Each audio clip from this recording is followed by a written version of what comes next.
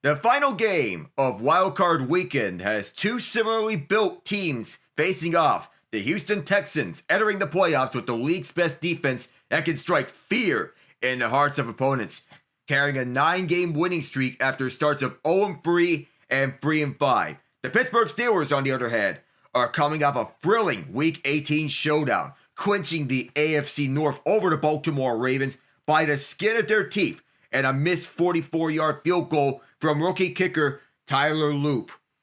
The Steelers are victorious in their last 23 Monday night home games. The Texans looking for their first win on the road in a playoff game in franchise history. They're 0-6 all-time in that regard. They're looking to do it tonight in the first ever playoff meeting between the two teams.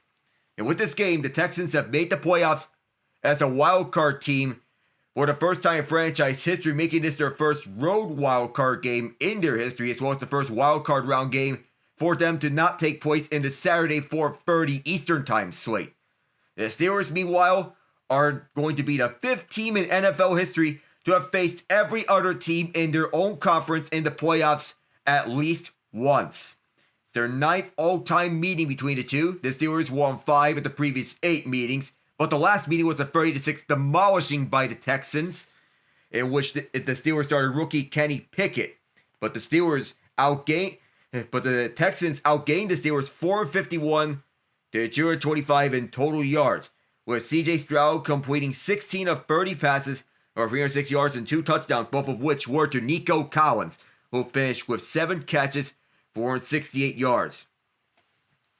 Hello everyone, I am Alec Nava, and welcome to Acrisure Stadium at Pittsburgh, Pennsylvania. It is cold, it is windy and gusty here in Pittsburgh, and for all the offensive struggles between both teams, the Texans remain an imposing force in the AFC because of the relentless defense, nicknamed the S.W.A.R.M defense, an acronym created by head coach DeMeco Ryans that stands for Special Work Ethic and Relentless Mindset, which has lived up to that mantra this season, posting the lowest average yards allowed per game at 277.2 in the NFL, and narrowly missing out on finishing as the league's best scoring defense at 17.4 points per game allowed. This unit has carried Houston's backs to the playoffs, where the Texans are hoping to advance past the divisional round for the first time in franchise history after falling to the Baltimore Ravens and Kansas City Chiefs in the last 2 seasons. The Steelers, meanwhile, can thank their stars and one inaccurate swing of rookie kicker Tyler Loop's leg for their playoff berth. Add 42-year-old Aaron Rodgers into the mix because he has stabilized the Steelers' offense and led this team's success when lesser signal callers would have fallen. While many have expected him to retire last offseason, he's guaranteed one more NFL start ahead of him. Any and all future NFL games from the future Hall of Famer are going to be earned, not given. We're going over to the keys to the game. We begin with the Houston Texans. The story last season revolved around a middling offensive line, which was an obvious weakness that they attempted to solve this season. And while they haven't figured it out entirely, it is still better than last year. CJ Stroud has taken only 23 sacks after getting brought down 52 times last season, and he hasn't taken as many pressure-related mistakes as he did a year ago. However, they're still far from a rock-solid unit when it comes to pass protection. The run game isn't a well-oiled operation either. Houston is 22nd in rushing yards per game, and their leading rusher, Woody Marks, is averaging just 3.6 yards per carry. If Nick Caley and the Houston offense were to establish a rhythm, they have to go by Pittsburgh's front 7. Left tackle Ariante Ursary and right tackle Trent Brown will have their hands full on keeping Stroud clean. They may try to avoid the rush by handing the ball off, but that's not going to be easy by any means. Secondly, is the S.W.A.R.M defense. Houston's offense may offer some intrigue in the matchup, but the defense will be what decides the game for the Texans. They finished the regular season 2nd overall in points and 1st overall in yards. They were historic in dominance. It took until the season finale for opposing offenses to pass for more touchdowns than picks against them. 20 touchdowns to 19 interceptions, which is absolutely incomparable by most NFL standards. They're one of 5 teams to hold opposing running backs to an average of under 100 yards per game. Only one of 4 teams to hold opposing quarterbacks to an average completion percentage under 60%, and ranks 2nd in the league in turnover differential at plus 17, 5 behind the Bears, plus 22. Azeez O'Shire sets the tone with his ultra-aggressive play style and nasty disposition, leading to more urgency and physicality from his teammates. With outstanding instincts and awareness, patrolling the middle of the field and can play as the spy against mobile quarterbacks on key downs. Lastly, and it's a rare one here, the kicking game. On paper, the Texans have a slight offensive advantage, but neither team has an explosive attack. Houston has the edge defensively, obviously, which means this could be a low-scoring affair. Kaimi Fairbairn has been absolute nails for the Texans this season, proving to be one of the most reliable point producers on the Texans by routinely drilling kicks attempted at or near the edge of his range. Inside of 50 yards, he's a perfect 35 for 35 and is 9 for 13 from beyond 50 yards. Houston at their season saved multiple times thanks alone to him, making 44 field goals, which is tied for the most field goals made in a season with David Akers in 2011, and fourth most field goal attempts in an NFL season. He's now going to be facing the toughest opponent in the gusty Acrisure Stadium, and the unpredictable wind bursts into the stadium make it a hard stadium for him to kick at. Now the Steelers' keys. Pittsburgh got to this point largely because of Aaron Rodgers' play over the final month of the regular season. No matter the end result, Rodgers, despite not being as mobile as he used to be, has proven critics wrong. He finished the season with 24 touchdown passes, more than Jordan Love and Patrick Mahomes, and a passer rating of 94.8, one spot above Justin Herbert. With the game on the line, he can still lead clutch drives like he did last week against Baltimore. However, he doesn't have an edge against the Texans defense, who held Josh Allen and Mahomes to a combined 4 and 13 passing yards, no touchdowns, and 5 interceptions this season. The lack of schematic trickery shows that they're getting elite results without having to reinvent the wheel. They have the talent to beat up any offense. However, their linebackers are their quote-unquote weakness. They're not full of coverage players, but this is still a group that allows the 8th least yards after catch. The all-hands-on-deck approach will be true for the Steelers and Rodgers, and for the offensive line to hold him up against both Danielle Hunter and Will Anderson Jr., who combined for 27 sacks on the season. Secondly is the return of DK Metcalf. The Steelers were hitting their stride offensively in Week 14 and opened up the air attack by relying on their big-body go-route master Metcalf in a 27-22 win over the Ravens. 2 weeks later, he got into an altercation with Lions fan Ryan Kennedy and was suspended for the last 2 games, robbing Rodgers of a go-to target. After getting upset by the Browns in Week 17, they edged past the Ravens in Week 18 in a game where Kenneth Gainwell finished as the Steelers' leading receiver. The Steelers need Metcalf and are more than happy to welcome him back at the best possible time by facing the league's best defense, one that features Derek Stingley Jr., arguably the best corner in the NFL right now. Metcalf has a 3-inch height advantage over Stingley, but that doesn't guarantee success. His presence, however, increases Steelers' chances of finding some success. Houston cannot simply load the box to stop Jaylen Warren or Gainwell with Metcalf on the field. Third is to crowd the line. Houston's ground attack ranks 22nd in rushing yards per game. Woody Marks averages 3.6 yards per carry, which puts them at risk of being one-dimensional when facing a good run defense. The Steelers' run defense has been an on-again, off-again unit, where they were abysmal sometimes, but have been dominant at other points. It took some time for them to get going against the Ravens last week, as they were slow to start off in the first half against Derrick Henry, but they absolutely clamped him down in the second half, holding him off to less than 30 rushing yards in that second half. In the 3 weeks before, they have been absolutely dominant too, not allowing a 75-yard rushing attack by a team. Houston's passing attack is mainly focused on 2 players, Nico Collins and Dalton Schultz, who will account for 40.9% of Houston's targets. There should be some opportunities for the Steelers' pass rush to capitalize. CJ Stroud's average time to throw is 2.82 seconds, and the Steelers' defense has the second fastest time until pressure at 2.74 seconds. If Pittsburgh can force turnovers or get timely sacks, they can do enough for Aaron Rodgers and company to have a chance at success. Let's go to our starting lines to begin. with the visiting Houston Texans, the 5 seed in the AFC. Under center is CJ Stroud. The running back is Woody Marks. The outside receivers are Nico Collins and Jaden Higgins, and the slot man is Christian Kirk. The tight end is Dalton Schultz. The offensive line from left to right, Ariante Ursary, Titus Howard, Jake Andrews, Ed Ingram, and Trent Brown. On defense, it begins with Sheldon Rankins and Tommy Togiai as the defensive tackles up front. Will Anderson Jr. and Daniil Hunter are the defensive ends. The linebackers are Henry Tuo and Aziz O'Shire. The outside corners are Derek Stingley Jr. and Kamari Lassiter.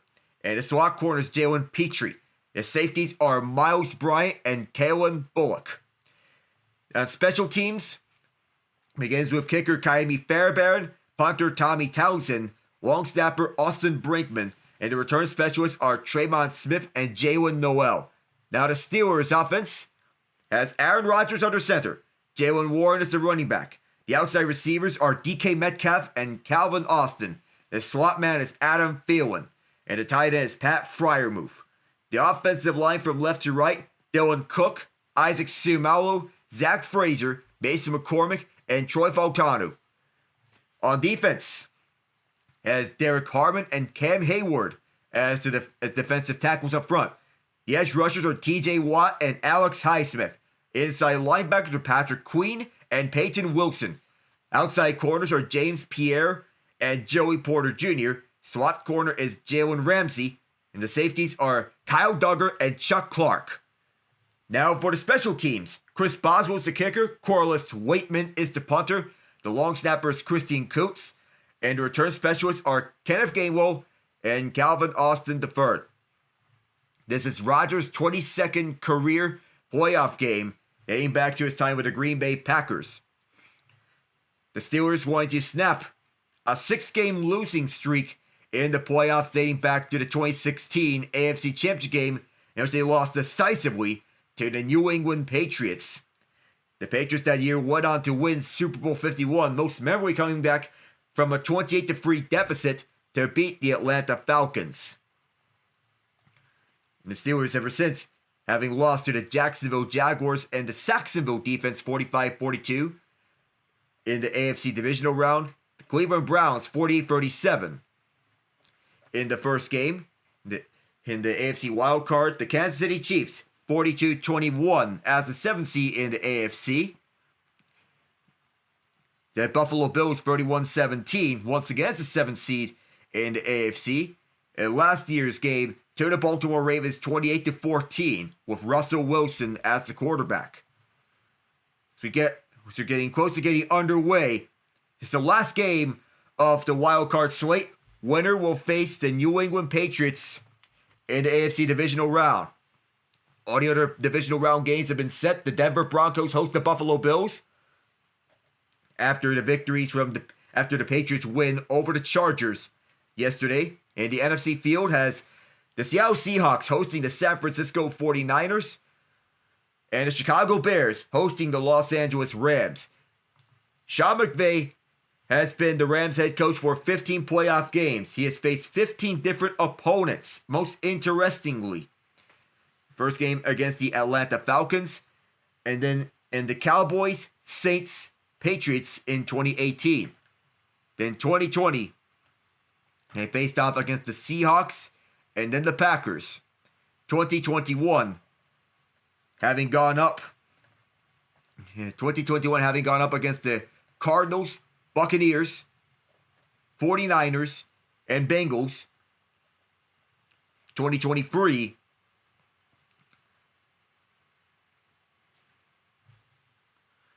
last year he went up against the Vikings and the Eagles. 2023 against the Lions in the main event of all sorts of things. This season, he beat the Panthers and now going up against the Bears. This is something that you have to get used to about however many teams he's going up against. But no matter what happens, the 15 different teams, in 15 games, 15 team streak will come to an end if the Rams win against the Bears. Because he's going up against a familiar team that he has coached previously. That he has coached against previously. No matter what, if the Rams were to win next weekend, he would have to face either Seattle or San Francisco, two teams that he's beaten in the playoffs previously as the Rams coach, 2020 and 2021. Both two different quarterbacks. Against the Seahawks, Jared Goff was the QB, and against the Niners, Matthew Stafford was the QB. So we're close to getting underway here at Acrisure Stadium, previously known as Heinz Field. Winner will face the Patriots in the divisional round. Many are backing the Texans to win this, but you can never count out Aaron Rodgers from any game. Now last week, the Steelers, they managed to pull through without DK Metcalf on the starting lineup. This is going to be a primarily defensive battle, and many are expecting this to be such the case between two defense-first teams, but neither offense has an explosive attack.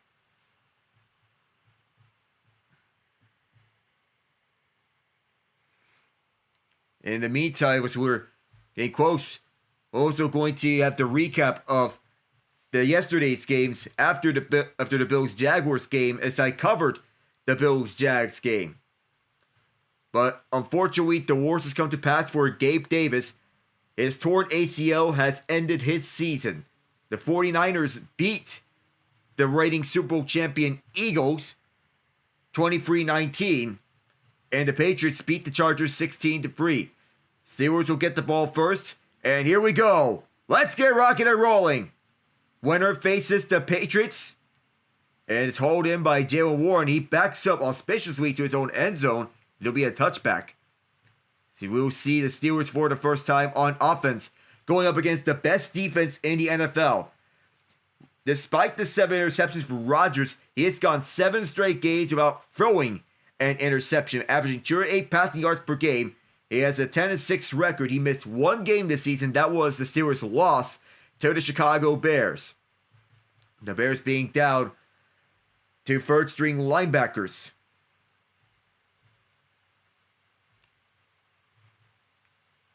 They start for their own 20-yard line because Warren backed up to his own end zone to kneel it down.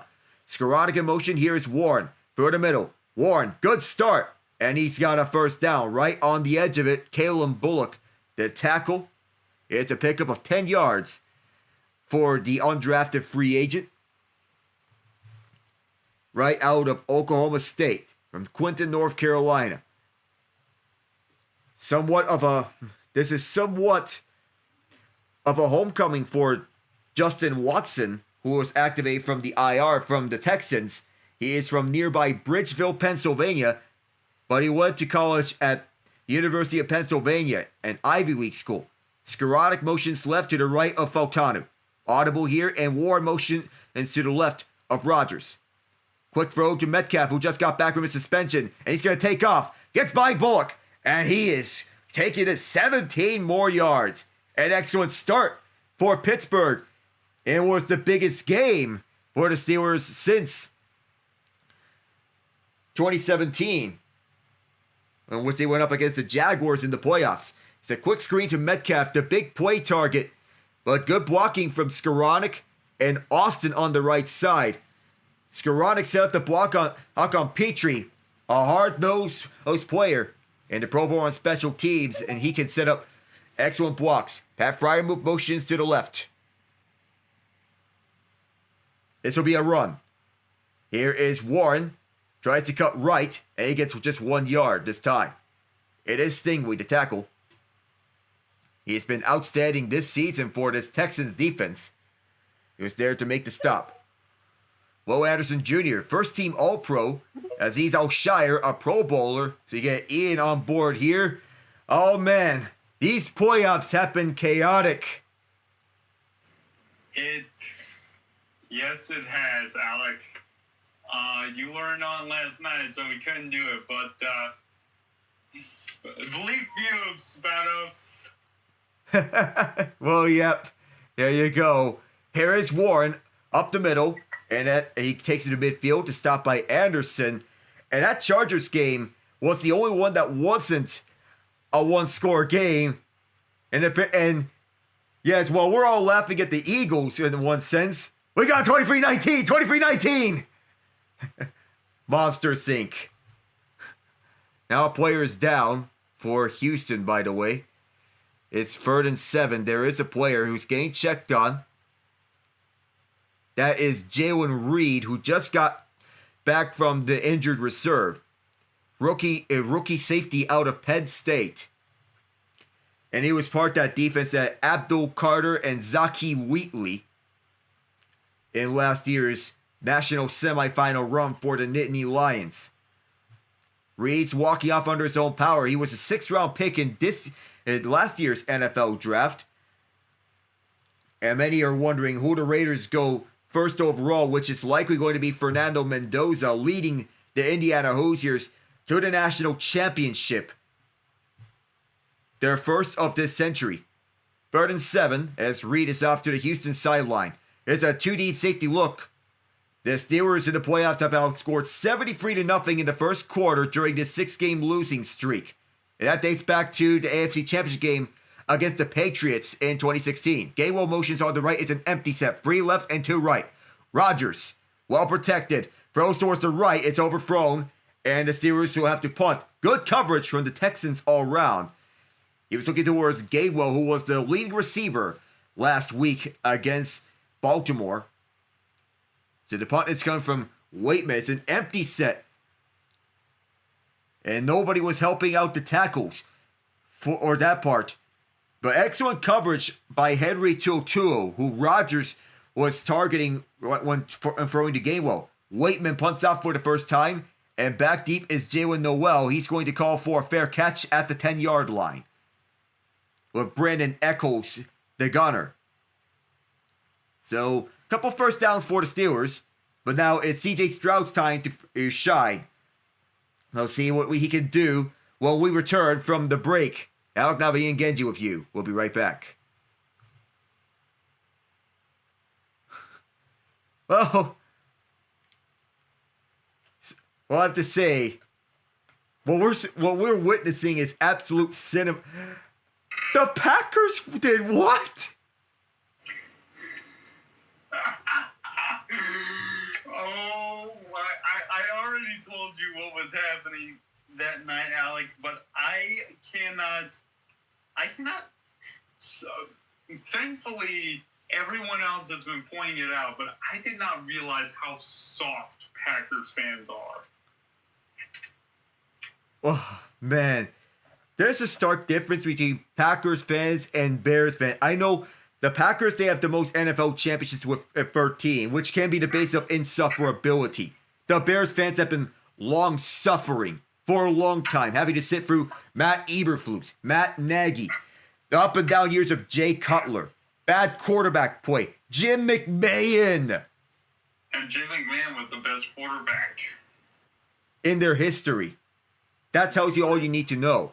Yeah. So Packers fans, and not only that, Packers fans, this is your first, the new generation Packers fans, the ones that experienced the 80s, they know about suffering. But new age Packers fans, you have had generational quarterback after generational quarterback come into your building. You have. And meanwhile, the Lions had the first ever 0-16 season, the first winless season in NFL history. No, not NFL history, but the first 0-16 season in 2008. The Bears have been the subject of ridicule and jokes by mainly your fan base for years, Packers fan. And the Vikings, well, Trey has an entire video on them up to the Teddy Bridgewater years. It hasn't gotten better for them. And Packers fans are never going to live this down, especially since little brother is now talking all that trash to them. And you know what? Let them. Bears fans deserve this. Yeah. Oh, by the way, Atlanta, It may have been in the Super Bowl, but right now you got competition. Well, Baltimore also has competition as this runs for 5 yards, but we got to throw Baltimore in this as well. Yes. They're an honorable mention based on how many double-digit leads they mind-bogglingly blown in the later years of John Harbaugh. And yes, they moved on from him. He's going to be a heavily sought-after coaching candidate, but that comes with the risk of blown leads, 2nd and 5. Here is Stroud throwing middle. That's deflected up. Almost caught by Schultz on a pinball that went right off of Nico Collins and Joey Porter Jr. And Collins is slow to get up. Well, he was helped up by his teammate, but we're seeing a matchup of best on best. Collins, a big body, but Joey Porter Jr. has ascended as one of the league's best corners this season. A true shutdown corner, and he's cleaned up on his penalties too, which helps out a lot. Sure, because it can't be the Pittsburgh Steelers without at least one star in the defensive backfield. If you think of Minka Fitzpatrick in all those years past, now you think Joey Porter Jr. And the years before, Troy Polamalu and Ike Taylor. Stroud gets away from the blitz, which was picked up. Deep ball for Kirk. Got it! On the dive! Set up well onto Pittsburgh territory. Christian Kirk, the ex-Jaguar. We'll have to make sure that he caught this one. It was a little bobble. He sure caught that one as the blitz was well picked up by the Texans, with Nick Chubb used up as an extra blocker on Patrick Queen.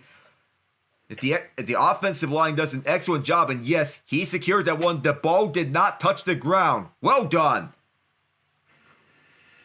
From the 15 to the Pittsburgh 49, 36 yards on this, and this runs up the middle. The Steelers swarm Nick Chubb for just 1 yard, and Pittsburgh is familiar with Nick Chubb for all the years when he was a Cleveland Brown, and he did have his moments against the Steelers. That wild card victory as a Brown, that was one of them. But he's not the running back that he once was. And this Texans ground game isn't all that any better either. With Woody Marks, even though he's the leading rusher, he's averaging just 3.6 yards per carry. 2nd and 8 as Chubb picked up 2 yards before the stop by Malik Harrison, or rather Alex Highsmith. They'll go on the ground again. Marks, again, swarmed by the Steelers' elite run defense. Hayward and Watt all over him. And Campbell Hayward had one of the best games last week.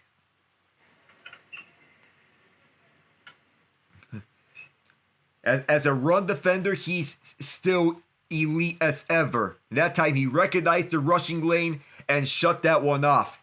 Derek Harmon, with the first round pick the Steelers took in last year's draft, could be seen as the student to Hayward, considering that he is both an excellent run defender and the future of this defensive line.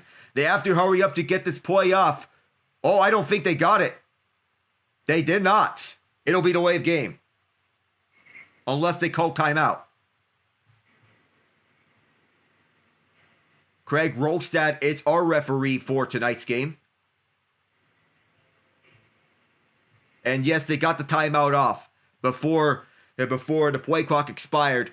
We thought that it was going to be delay of game, and they never got the play off on time. But D'Amico Ryans did a good job noticing that. Rolstad's our referee, Brandon Cruz the umpire, Daniel Gallagher is the down judge, Brett Bergman the line judge, John Jenkins the field judge, Frank Sterator the side judge, Rich Martinez the back judge, Jamie Nicholson the replay official, and Jim Van Geffen the replay assistant. If one of these officials goes down, we have alternates: Brad Rogers, Roy Ellison, Rusty Baines, Boris Cheek, and Scott Helverson, the alternate officials for tonight's game. And this is why you listen to his broadcast, people, because Alec leaves no stone unturned. Houston is 37% on third down conversion throughout the season, 23rd in the NFL. Oh, looked like Trent Brown went early, and the officials noticed that. Nice job by the sideline official on picking that one up, because Brown went a few steps early before the snap from Jake Andrews. And it was obvious, Ian. He backed up a little too much before the snap.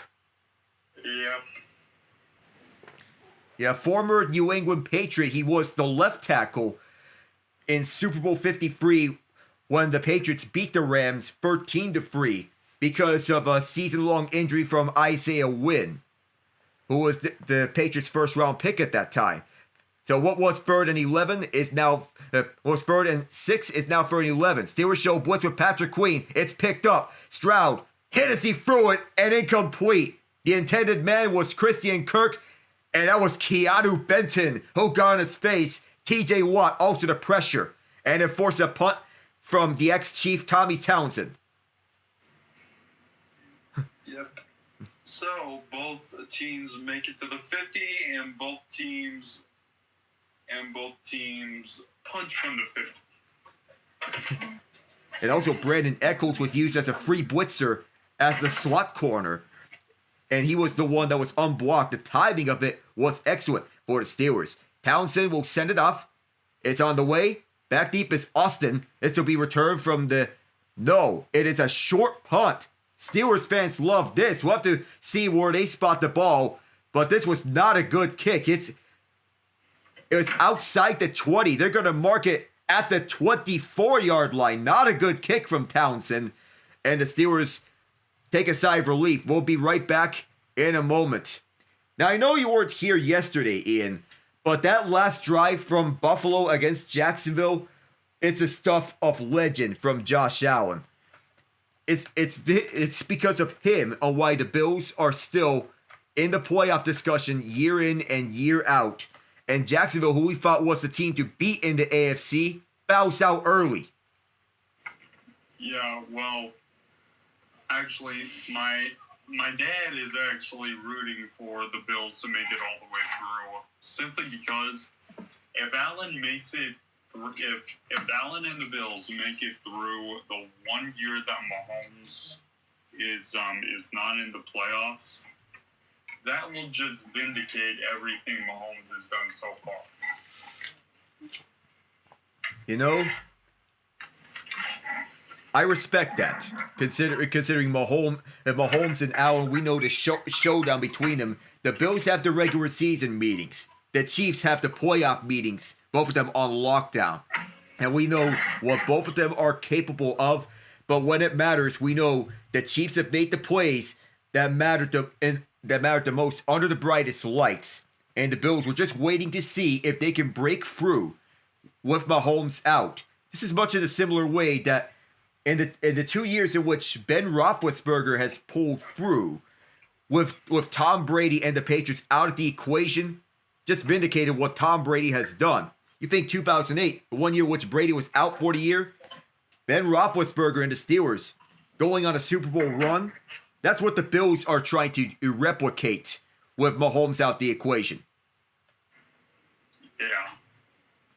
Yeah. Something similar of that note. Now the second test is at Denver. And the Bills did something they haven't done since 1992, which is win a playoff game on the road.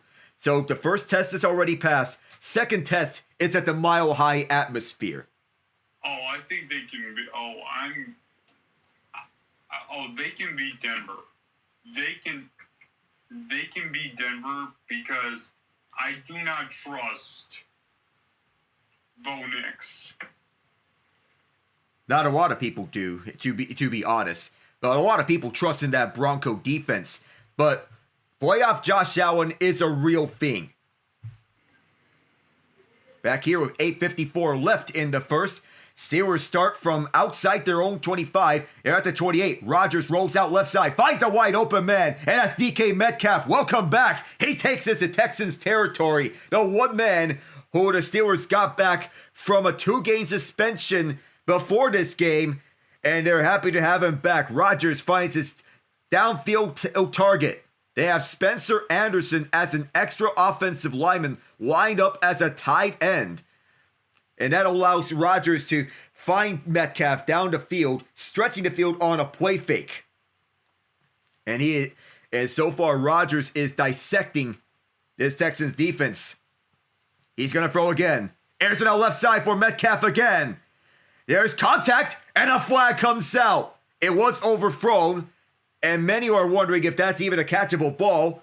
The Texans may want to argue that's not a catchable ball, but Lassiter hung on to Metcalf for far too long, and they're going to call it defensive pass interference. It is an automatic first down as Lassiter gets called for defensive pass interference. The Steelers were calling for it, and they got it. You think of Stingley, Lassiter is a top corner on any other team with the way that he's played this season. DK Metcalf.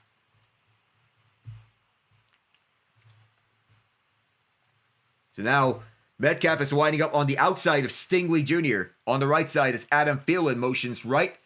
This is now a carry for Kenneth Gainwell up the middle. And it is 6 yards for Gainwell. Steelers looking to win their first playoff game since 2016 when they beat the Chiefs in the divisional round, all by field goals. 6 of them from Chris Boswell. It's been but Chiefs fans have a lot to look forward to ever since that year. 3 Super Bowls ever since. 2nd and 4. Single back set again, and Gainwell staying in. We're approaching the halfway mark of the first quarter. Scoreless game. Thielen motions all the way to the right. It is Gainwell again. Cuts left. First down. And gets an extra push. And adds 6 more after he had 6 on his previous run. Fans waving their terrible towels. And Pittsburgh is looking to end their scoreless drought in the first quarter of playoff games, which dates back to said AFC Championship game against the Patriots. An open hole set up by Isaac Seumalo, the former Philadelphia Eagle. He comes in from his left guard spot and shoves away Azeez Al-Shire, one of the best linebackers in the league. Ball is at the 21 in Houston territory. Pittsburgh goes with a shotgun set bunch formation. Blitz here is picked up. Rodgers airs it out towards the end zone. Overthrown. He was looking for Jonnu Smith. The two cannot connect. I don't know if Smith saw that ball coming his way. The clock is stopped with 6:46, and Rodgers looks up. Here on this opening drive, when you run into a defense as elite as what that the Texans are, you expect a defensive war of attrition. Pittsburgh prides themselves as a defense first team. We'll see if that's going to be the case. 2nd and 10. Austin's in motion. On the shotgun is Rodgers. Both tackles pick up the blocks, and that throw is incomplete, overthrown for Austin. Threw it out of bounds. It's 3rd down, and the Texans are holding up nicely in the red zone. When I covered the Texans 2 weeks ago when they faced the Chargers, the theme here was the defense throughout that first half, as they shut down the Chargers all throughout. An interception by Justin Herbert off of a drop pass from Oronde Gadsden was one of those defensive highlights. They did good enough on holding off the Chargers from doing a lot of damage on them. 6:41 left, empty set on this 3rd down, much like on the previous time when they were facing 3rd down. Texans may be showing blitz here. They got to get it up, and they do. They send 4. Rodgers, left side. It'll be MVS. Marquez Valdez-Scantling gets 7 out of this one. He'll set up a field goal try for the Wizard of Boz. Chris Boswell, who has been clutch on the season. They rolled last week's missed extra point as a block as Keandre Jackson got his fingertips on the ball and caused it to get deflected towards the right. Inside 50 yards. In his playoff career, Chris Boswell is 17 of 17. He has not missed in his playoff career. And make it 18 of 18 from 32 yards out. And the Steelers snap their scoreless first quarter drought in the playoffs with a field goal from 32. 6:02 left. The Steelers free. The Texans no score. Alec and Ian here with you. We'll be right back.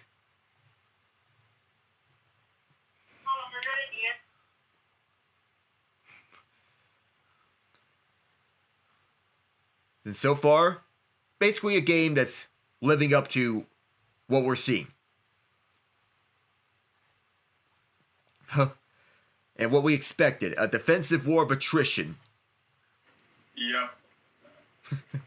As we know, both offenses are suspects with a few splash plays in them. At least with the Steelers, there's a little bit of a rushing attack, but honestly, I don't think it's much better than the Texans. Well, I mean, we're just going to see who can get a true edge over one another offensively, and it feels that neither team really has an edge here because the Texans' offense has been very hit and or miss. Same thing with the Steelers for most weeks. But last week was a true showing of the Steelers' offense at the very best, and this was without DK Metcalf, mind you. Against the Texans' defense, this is the toughest test that the Steelers are facing. And so far, it's what's expected. Field goals are what we are going to likely expect from both teams. A bunch of them. So it's going to be a duel between Chris Boswell and Kaimi Fairbairn, whose real name honestly sounds like the key to an ancient temple.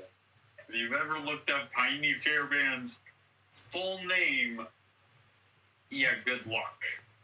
Oh, well, I'm obviously not going to try to pronounce it for obvious reasons because it is long, but yeah, it can be worth trying at some points outside of this broadcast for that reason. But here, I have to say, when it comes to this game, if you're faced off with fourth and short situations and a defensive battle here, don't be afraid to punt the ball. If you know that you're facing an elite defense, don't be afraid to punt the ball. That is correct. Oh, one more thing before we get back into action.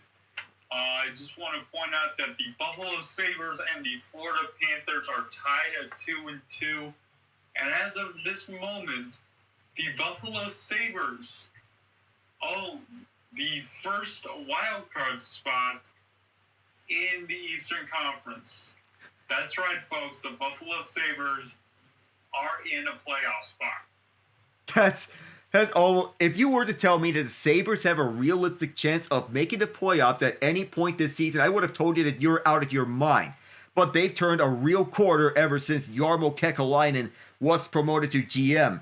They're tied for the first wild card and have 3 games in hand against both the Washington Capitals and the Boston Bruins. Washington has tiebreaker over Boston on regulation wins, 21-18, despite Boston having more wins overall. Here the Texans offense, back on the field in a shotgun set with CJ Stroud, third-year QB out of Ohio State. The Rancho Cucamonga native will look to throw, and he looks middle, caught, and a tight window. That was Collins up against Porter Jr. JPJ spotter Joey Porter Sr. was one of the best edge rushers in the NFL during his time, and he was a Steeler himself. They both are from the same city in California. They both went to different schools, though. And that was a tight window. I'm not sure if Collins hung on to that ball. I thought it touched the ground, but we'll see if Tomlin throws a challenge flag. No challenge. Woody Marks. He has a hole up the middle. And he's close to a first down. I think he may get the first down. They're going to mark him short by half a yard. But Marks has emerged into a trusty all-situations back for the Texans. And while his rushing totals don't scream Pro Bowl running back, they have trusted him more and more as the all-situations back, running, passing. This is 3rd and 2/3 of a yard. And Collins didn't look like he caught that ball. No challenge. And here to the right side, first down for the Texans. TJ Watt did everything to try to stop that run, but no. It is Marks to the right side. He got the first down. That moves the sticks. Woody Marks is a 4th-round pick out of USC from Atlanta, Georgia. He has shined this rookie year, just 25 years old. And coming out of USC as a 4th-round pick, not many expected him to be heavily featured here. But here he is. 7 free rushing yards in the season. On first down, it's going to be another running play. To the right side, Marks. The Steelers all over him. Patrick Queen with the stop after a gain of 3. Jawar Jordan is out for this game with an ankle injury. He emerged as the third running back on this group in his first season in the league, especially later in the year. So they are using Dara Gumbawale as the third running back. Man of Wisconsin, he can also kick field goals. If anyone remembers back from when he was the emergency kicker when Fairbairn was out. High snap, it's going to be a screen for Collins. Doesn't get much. Gets 3rd and 4, just 3 more yards for him, with Nick Herbig, the other edge rusher, getting the tackle. The third-year man out of Wisconsin. And with the absence of TJ Watt in those games, it was Herbig who stepped up in his absence.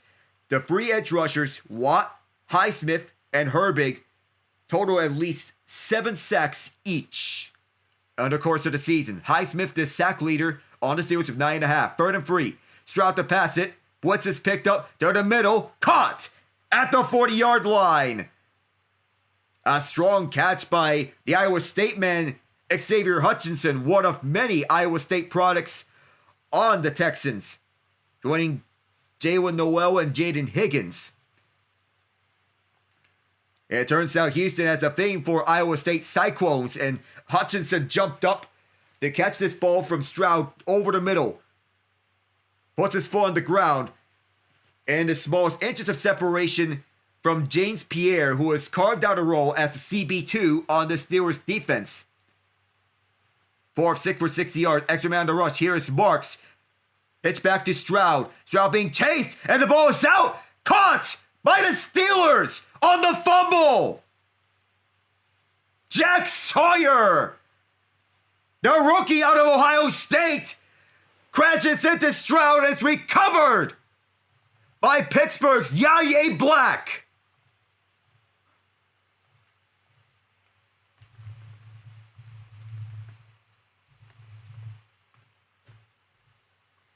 There was a chance for a deep ball to Jaden Higgins for the touchdown for Stroud, but the ball came out as it was forced by Stroud, and it was caught by Yaya Black, with Sawyer crashing into him. Right off the edge, the often forgotten 4th edge rusher on the Steelers makes his presence felt with that national championship blood, and Black with the recovery. 2 rookies, one from Ohio State, one from Iowa. We'll be right back with the Steelers taking over. Splash plays and BS and Deus Ex Machina. That is how the Steelers will make their way to the Super Bowl. Oh, Tree. We lost out on Maximum Chaos Super Bowl and Steelers versus Panthers. But nonetheless, the fact the Panthers made this an interesting game against the Rams is a statement that they belong. Now, what they do from here is interesting, but the Panthers, they belong. But again, something that it always holds true. Prevent defense prevents winning. Exactly. It's a learning experience for the Panthers, and you cannot do that down the line against the clutchest quarterback left of the bunch in Matthew Stafford. Oh, yeah. Yeah, by the way, the only way the Bears beat the Rams is if they get Stafford. Their secondary, I don't think their secondary can keep up with both Nakua and Adams. So they're going to have to get Stafford. Yeah, and Stafford is a pure pocket passer. Same thing as Rodgers at this stage of his career. Stafford has always been a pocket passer throughout his career. And so the only option is to send extra rushers after Stafford. But with this pass rush, it's going to be a tough challenge with Montez Sweat as your only consistent pass rusher. There's no telling if Billings is going to be ready, or if he can go for any more of the postseason.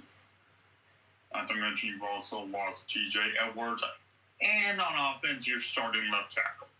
Yep, Ozzie Tripalo, the rookie left tackle, drafted in the second round, by the way. So they have to roll with Theo Benedette at left tackle for the rest of the way. Shotgun set, Jaylen Warren is the running back. It is a run to him, and the Texans closed that off immediately. He got back to the line of scrimmage, and what was a play that was initially going to be a loss of 1, and it's a practice squad elevation, Leki Fotu, who with the stop. The Steelers elevated 2 players to the practice squad, Trey Flowers and Deshaun Jameson. Flowers is a healthy scratch. Jameson is going to be used for special teams purposes. Jalen Reed, another activation for the Texans. He was activated off the injured reserve coming into this game. He's good and ready to go. The rookie out of Penn State. 2nd and 10 from the Pittsburgh 44. And to go with without Darnold Washington the rest of the way, Rodgers to throw it. Faced by Anderson. He's going to throw it to the right side. Wide open! Oh, and it's dropped by Metcalf. I thought he had it from my angle, but he dropped it. Good job to run the route, but as Derek Stingley could not hold up on the route, Metcalf puts him on hockey skates, and he could not come up with this ball. Ouch. He does everything except make the catch.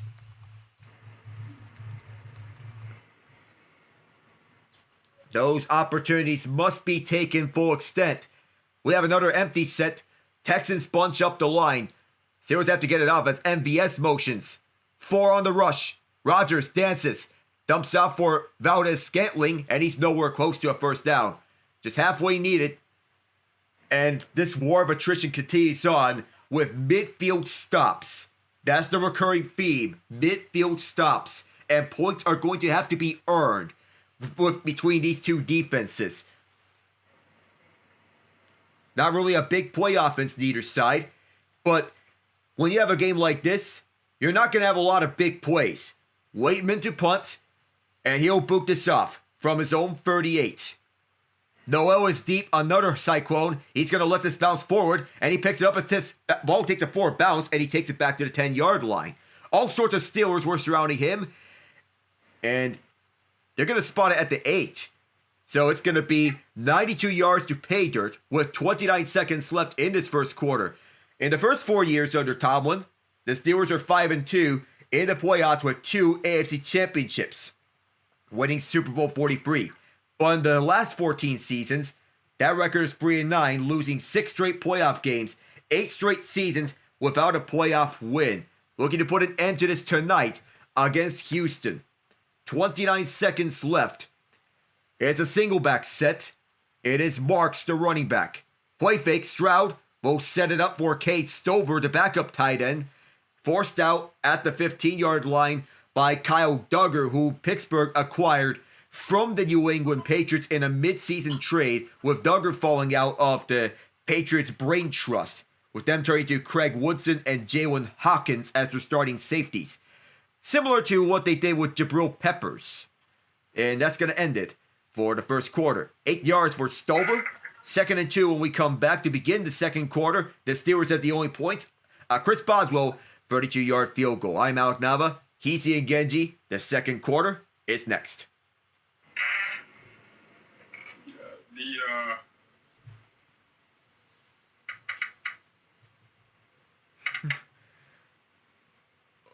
What do you call? Oh, sorry, my bad. No worries. So what were you saying? Wait. I was saying that this is about what we expected. What I did not expect was that it would be the Steelers with the only points on the board. Me neither. Because I was expecting it to be more of the Texans coming out on top. Because the vast talent differential between both sides should be clear in everyone's eyes. that the Steelers, of course, you know the names. TJ Watt, Cam Hayward, and you had Jalen Ramsey. Bring in Joey Porter Jr. into the mix. But on the Texans side, of the defensive side, there's Azeez Al-Shire, Will Anderson Jr., Daniil Hunter, Jalen Petrie, Derek Stingley Jr., Kamari Lassiter, Kalen Bullock. There are dogs all over the Texans defense. And yet, the Steelers are having the better day between the two. For some reason. Well, it also falls on Stroud. You know, if he can't do more to produce on offense than Aaron Rodgers, I mean, good Lord. Oh, man. Yep. This game is living up to how it was supposed to be, and it is appropriate. Third downs, the Texans are 3 of 4. The Steelers have yet to convert a first down, 0 for 3. So, it's a tight battle, and on the Twitch chat, say, what's up, Ian? What's up, Papa John Longneck? What's up? Second quarter is going to start shortly. Jack Sawyer, the forced fumble. Yaya Black, the recovery. And Sawyer on the sideline. And Matt Eberflus was fired as the Cowboys defensive coordinator. The Cowboys are interviewing Jonathan Gannon as for the open DC position. Oh boy. This is second and a long two, second and a half. Bad snap, picked up by Stroud, has to get it off quickly. And that play was disaster from the start. Lucky to avoid an interception, and it's 3rd and 2. Oh. And I actually thought that, well, upon further look, this actually wasn't a bad snap from Andrews. It's that Stroud mishandled the snap. It came off his hands. He had to run to pick it up, and he had to get it off quickly. Oh my, the Texans dodged a major bullet. It's 3rd and 2. Alex Highsmith pumping up the crowd. Stroud rolling to his left. Gonna dump off for Kirk, and he runs out of bounds. First down, 4 yards at the 20-yard line. Good adjustment by offensive coordinator Nick Caley as he moves the pocket to the left with all the offensive linemen rolling out left side. This was a designed rollout play to get Hutchinson open. To get Christian Kirk open. 23.8 points per game this season, which is 13th in the NFL for Caley's offense. This is an audible heel here. Single back set, Stover is the motion man. Play fake to Marks. Stroud under pressure. He's going to air it out right side. Broken up. The targeted man on the right side was Dalton Schultz, who was looking for a flag. But Asante Samuel Jr. was in coverage, the former Los Angeles Charger. The Steelers are trying to work Samuel Moore on the field. He's the son of former Pro Bowl corner Asante Samuel Sr. Spent a long time with the Patriots as one of their top corners. Almost had the game-ending interception in Super Bowl 42. 2nd and 10. Stroud, well protected, over the middle, hold in, first down. And that's 13 more yards for Big Nico. Good coverage again. Best on best between Collins and Porter Jr. And Porter is actually getting help on that play over the middle, with Jalen Ramsey also monitoring, but tight coverage froze. Stroud likes that when he's targeting his big body receiver, Collins. He's getting a lot of the targets for Houston. 4 targets, actually, 3 catches, 21 yards. But in the middle, it is Marks. Bumped into, almost shook off the tackle from Queen. He gets 7 yards out of that one as he tried to spin him out. Going up for that hole, it's a gain of 6, actually. So it's 2nd and 4. Queen has come under fire this season from many Steelers fans about the tackling mechanics, the missed tackles. But that time he recognized the play as it was up the middle. Without a run. It's a rather bizarre tackling attempt. Motioning left and then back right is Hutchinson. Another run. It is Marks. Trying to cut right. Brought down by Herbig at the line of scrimmage. Just 1 yard for Marks, and it's 3rd and 3. The run defense for the Steelers has been a revolving door. But that time it showcased the best of what this run defense has to offer, with Herbig making a stop at the line of scrimmage. And now here's TJ Watt. The Texans are 4-5 on 3rd down tonight.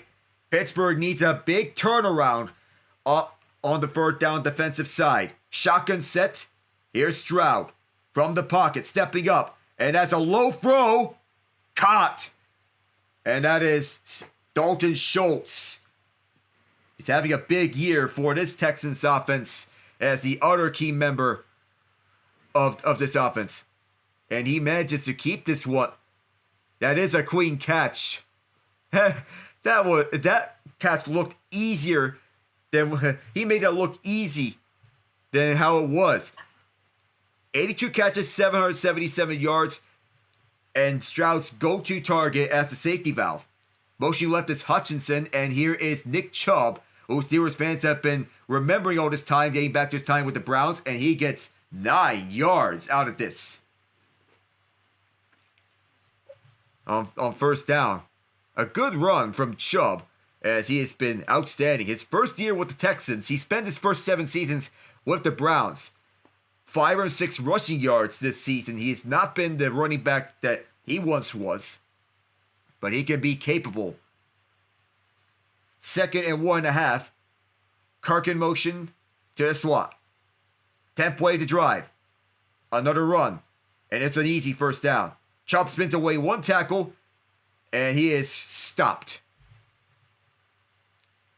6 yards for Chubb. He is stopped at the Steelers 40-yard line.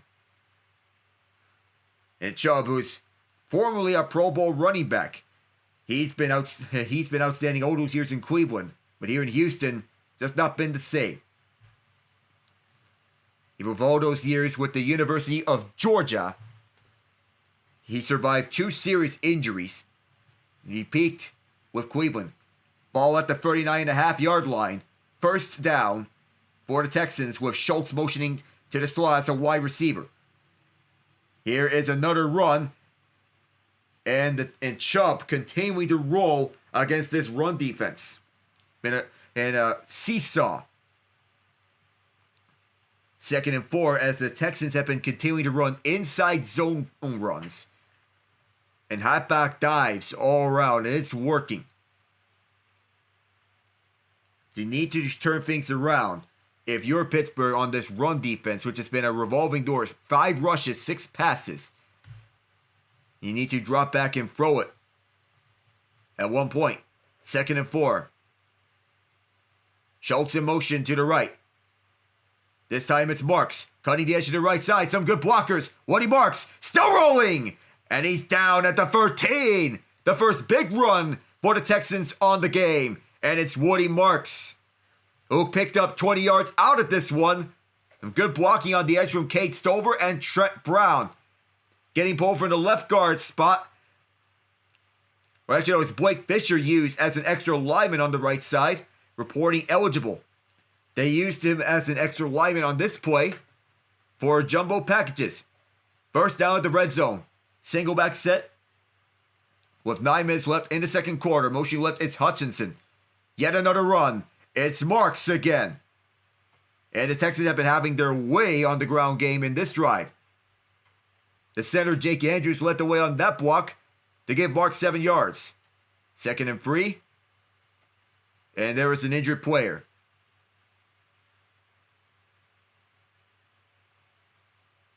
And that is Marks himself, who is down and needing attention at the 5-yard line.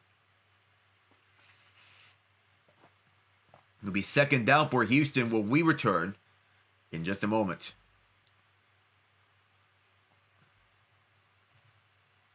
So on top of the Packers losing on Saturday, yesterday we saw what everyone with a football brain could see coming from a mile away, and that is the collapse of the Philadelphia Eagles.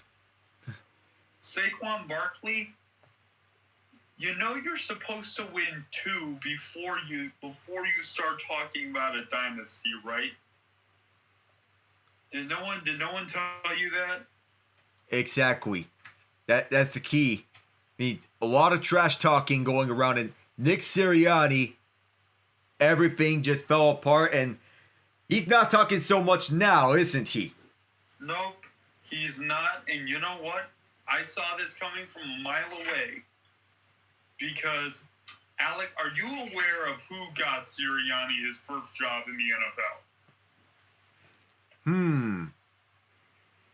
I know, I can tell you, but do you know? Who was it? You can't trust a guy who got his first job from former NFL head coach Todd Haley. Todd Haley? Yes. Oh yeah, the former Steelers offensive coordinator. Oh my goodness. And Chiefs head coach. Golly. And Todd Haley used to do all the things that Sirianni does now.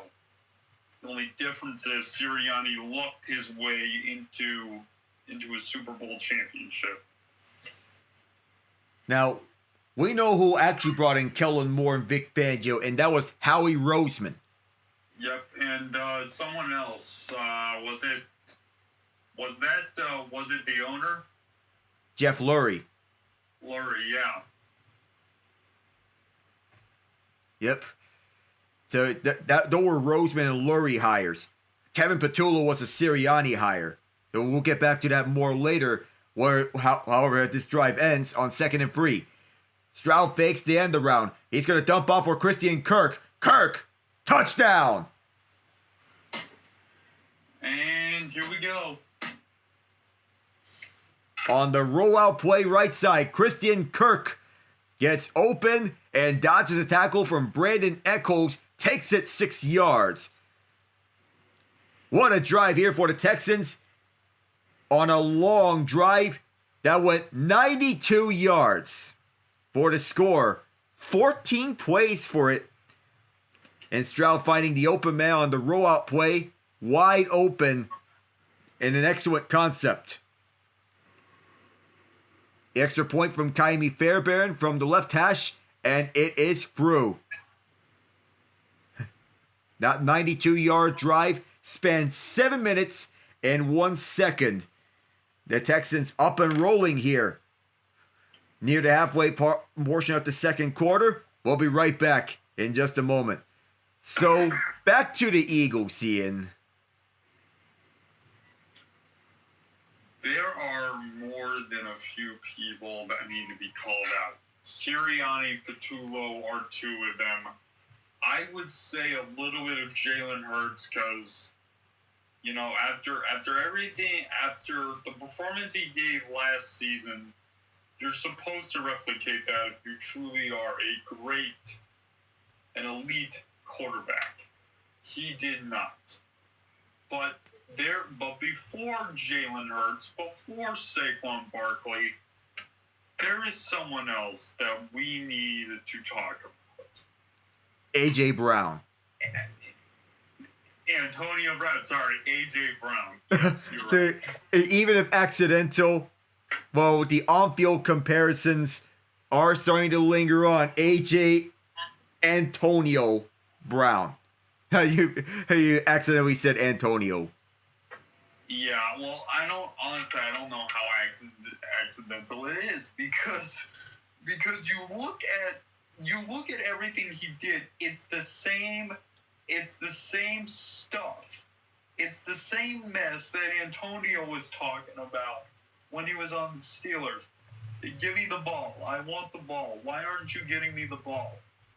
Well, Jalen Hurts threw A.J. Brown the ball, and he dropped it. After all that trash he talked about, he was talking all that trash about his opponent, and he keeps dropping the ball. And he gets into an argument on the sideline with Nick Sirianni, to where Dom DeSandro, the chief head of security on the Eagles, had to separate the both of them. Yet it's so bad enough that we'll have to side with Sirianni on this argument. Yeah, oh my God. The Eagles are a joke of a franchise that have gotten lucky twice.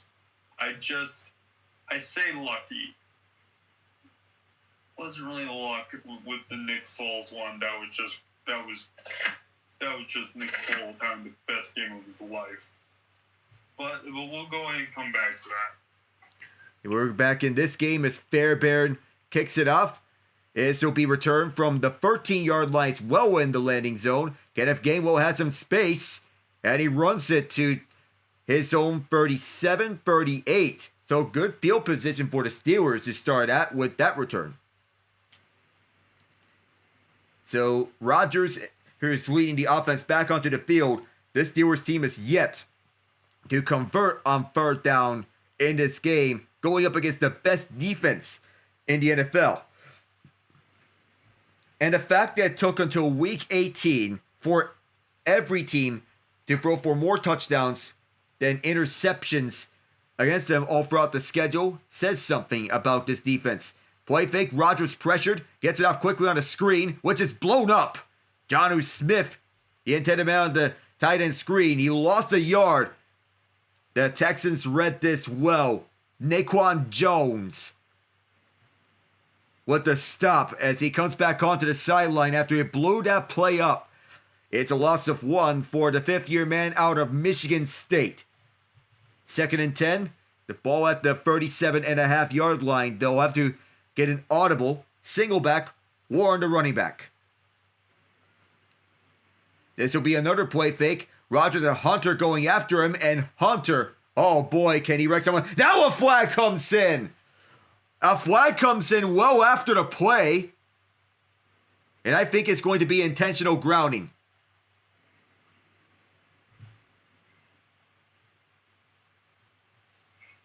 And that is essentially is a de facto sack by Hunter with the intentional grounding penalty. The ball be placed at the spot the foul because Rodgers did not leave the tackle box as he tried to run right. But teams know that Rodgers is not a mobile quarterback anymore. He is having trouble staying away from rushers. Being 42 years old, he knows that he can't make the most of those legs anymore. 3rd and 21. And Matt Burke's defense has to be feasting. This is his 3rd year as the defensive coordinator. The 17.4 points per game allowed this season is a franchise record. This is the longest third down of any third down in this game. This is an empty set for the Steelers on 3rd and 21. Set up over the middle for Kenneth Gainwell. Gainwell only got back to the 38-yard line, which is right around the original line of scrimmage. Henry To'oTo'o is the happiest man on the Texans defense right now, knowing that they did not surrender a big gain. Modest gain, but not enough. More than not enough, because they need to get to right around the 48-yard line. They only got back to the original line of scrimmage.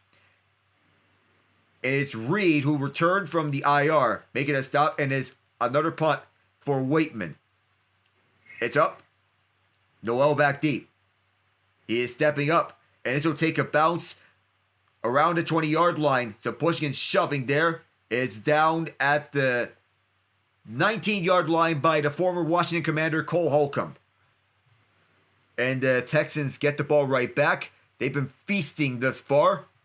They're looking to go on the road to face the New England Patriots next week, who will await the winner of this game.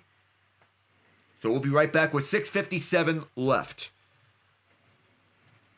Well, I did speak to an Eagles fan on a Discord server, and he said that this is the last we're seeing of Patullo and A.J. Brown on the Eagles. Both of them should be gone, and I agree with that notion.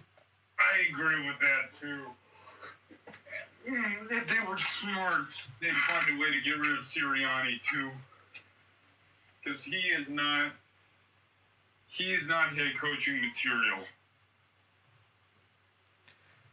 Yeah, no, he's not. Just riding up the backs of Kellen Moore and Vic Fangio in that 1 year, and you can say off the back of Shane Steichen, an elite defense with a certain man that Eagles fans don't want to mention, who just got fired from Arizona, is now interviewing for the Dallas DC job, Jonathan Gannon. Yeah. Oh my goodness. I had Philadelphia losing to Chicago, but not here. But either way, I'll gladly take it. Oh, I'll take it too. You know, the Packers losing, the Eagles losing. Honestly, with the Rams and Panthers, I was hoping for chaos, but I don't dislike the Rams. I think they're a good. They are a very good team to watch. You know, they have offense, defense, special teams, and a former Missouri Tiger as their kicker. Jake Elliott? No, the Rams. They have. Harrison Mevis. Oh, I thought you were talking about the Eagles for a moment, but the Rams. Mevis, the thicker kicker. The thicker kicker, yes, sir. Yep, he's a thing of beauty. And just wishing the Rams can solve their special teams woes, because that's been a recurring theme throughout the last few years. Yes, it has. Yet they had a punt blocked this week, with the Panthers blocking. It led to a go-ahead touchdown by Jalen Coker at the game of his life. Mike Tomlin, we don't know what the future holds for him as the head coach of the Steelers, but he can coach them here at this spot. Inside zone, Mark stumbles once, brought down after 4 yards. He was banged up a bit.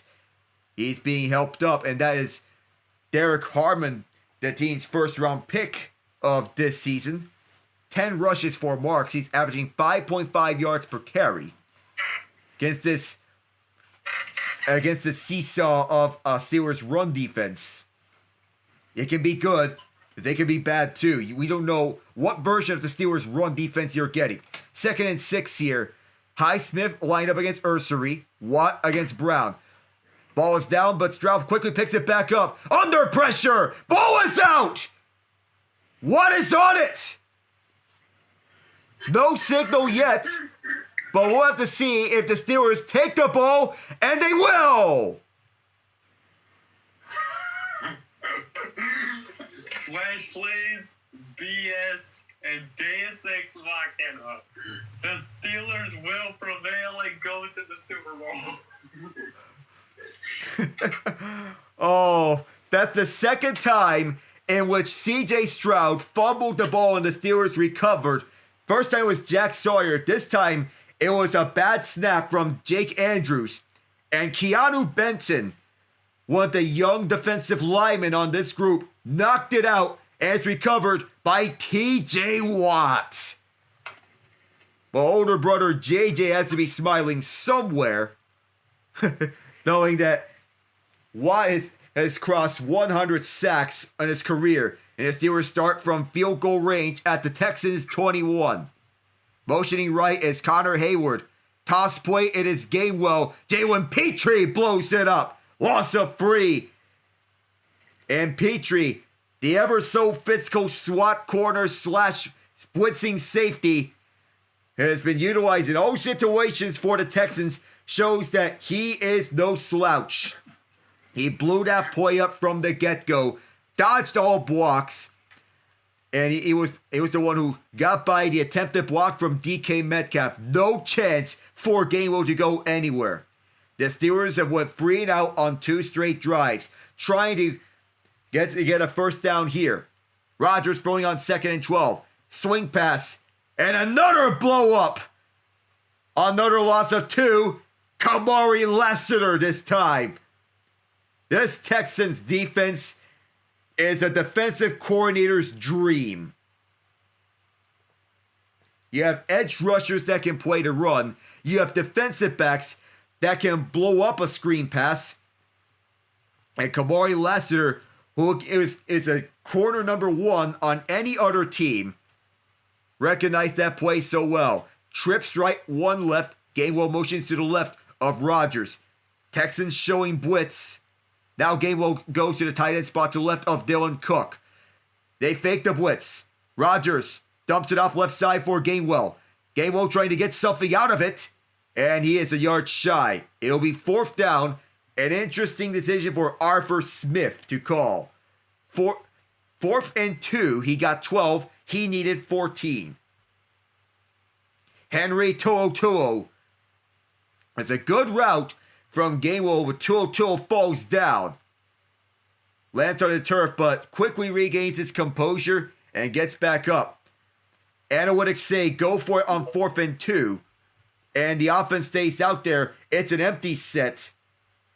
It's an opportunity for Houston to take advantage defensively. Now Gainwell comes to the left of Rodgers. Play fake, swing pass, Adam Thielen, 1st down. And goal at the 9-yard line.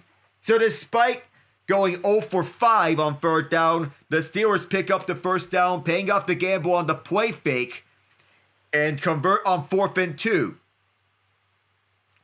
It looked like they were going to hand off, but Adam Thielen, formerly a divisional rival of Aaron Rodgers, made the catch on a short yardage situation. Didn't need a touchdown. He just needed a 1st down. The Texans have allowed a touchdown of 94% on goal-to-go drives, however. That's one weakness which this defense has. Jalen Warren the rock here.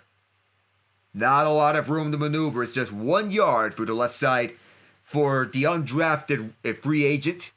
Warren, in which he started his career, came out of Oklahoma State, the 4th-year man, and trusted by taking over running back duties from the departed Najee Harris, out for the year with a season-ending injury. They suffered it earlier in the season with the Chargers. 91 tackles for Lassiter this season, a career high. He has 5 on this game, 1 of them for loss. That was on the blow up on Kenneth Gainwell on 2nd down. Play fake for Warren. Rodgers escapes the pressure, heaves one, and he threw it away. This defense is holding serve here on 2nd down. And the Steelers are wanting to get something. A flag is out. Wanting to get something with Jalen Warren, but that lane was closed off immediately, with the Texans defense swarming all over the place. There is an ineligible man downfield.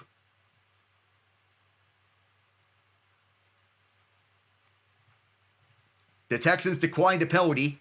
That is Zach Frazier, who was the ineligible man, the center. And it was an RPO option. Frazier is the team's 2nd-year center out of West Virginia. He's been excellent, taking over the center duties. And Rodgers was rolling out everywhere, knowing that there is nobody to throw to, and there was Anderson and Hunter closing in. Rodgers on 3rd down is 4-5 for 35 yards, but is yet to pick up a 3rd down. The Steelers have yet to pick up a 3rd down here. Rodgers, under pressure, trying to get out of it, and cannot! Hunter! The Houston defense makes a huge stop on 3rd and goal, and that's going to force another field goal from Chris Boswell. I don't know if there's a defender that touched him, but Rodgers, he was pushed. And he's got nowhere to go as he just fell down on his own. Dylan Cook was in a tight battle with Will Anderson Jr. at the left side. Oof. Now we're at the 2-minute warning.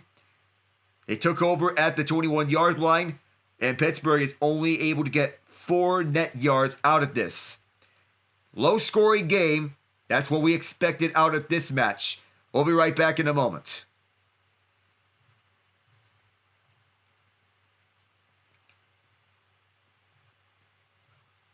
Well, now that we have recapped that Eagles 49ers game from yesterday, what's it going to take for the Chargers?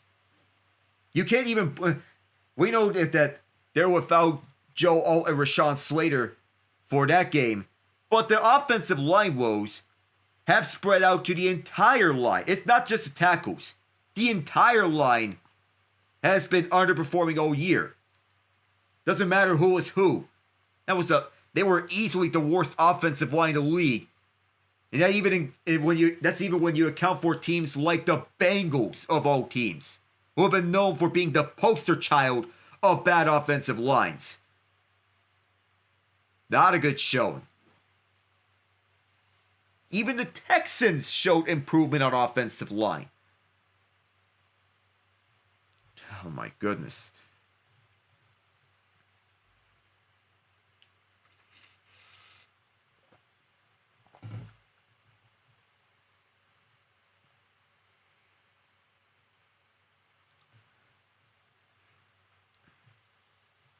Now that we're still rolling around here, just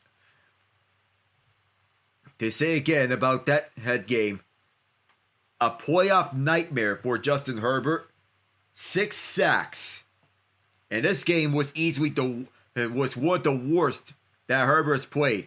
Held to 159 passing yards on 37 dropbacks. The Patriots' pressure started getting home, and while Herbert made plays with his legs, it was not enough. Zion Johnson had the worst game of his career. And the battered offensive line easily had its worst game. And Marion Hampton was a no-show, and its impact was minimal. Played exactly 2 snaps.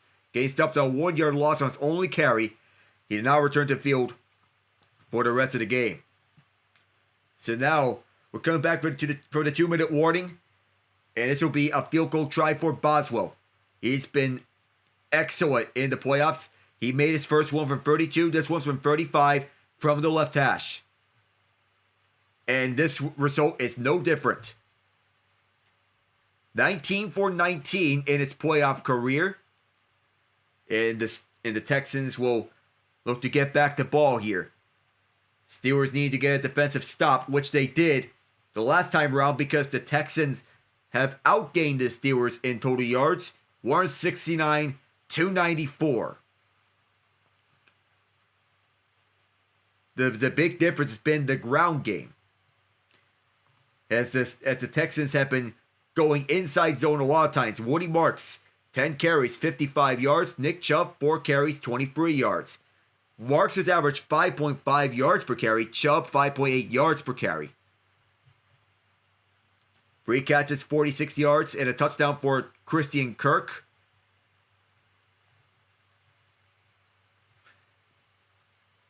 And something else just came up. S.W.A.R.M is scheduled for an interview with the Cowboys for the vacant defensive coordinator role. 1 minute 57 left in this first half. Danielle Hunter and Will Anderson Jr. on the sideline as they did the job well in Matt Burke's defense. And defensive line coach Rod Wright giving them some pep talks.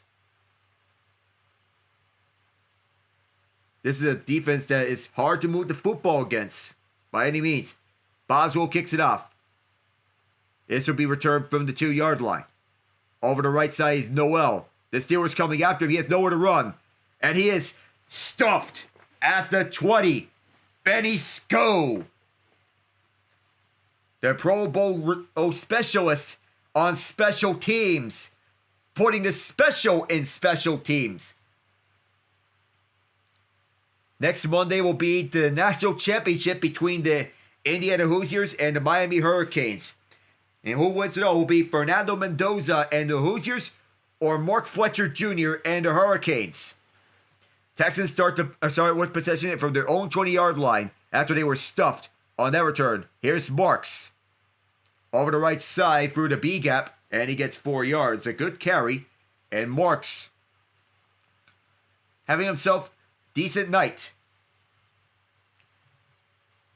And he has been one of the key factors here for Houston's run game.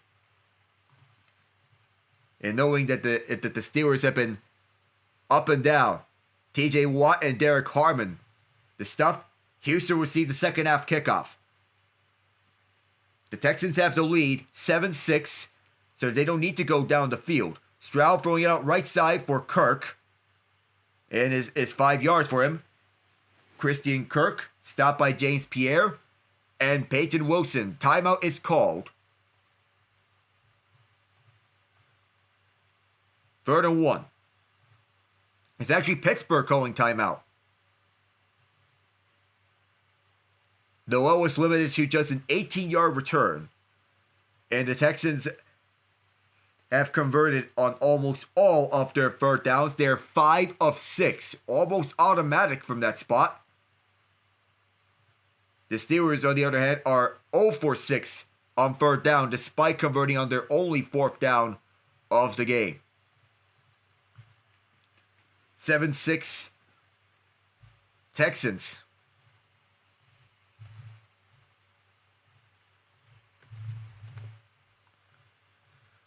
So here the Steelers are crowding the line. Stroud sneaks.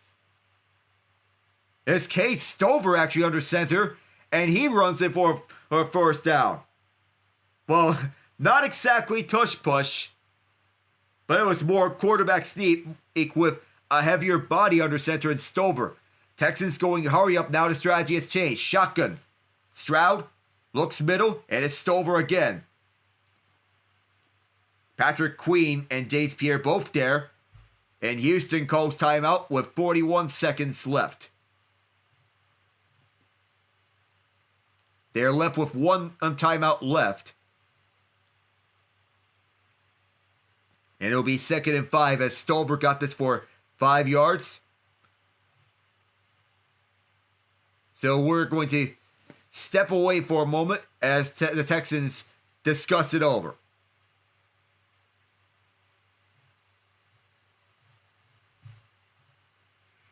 Oh,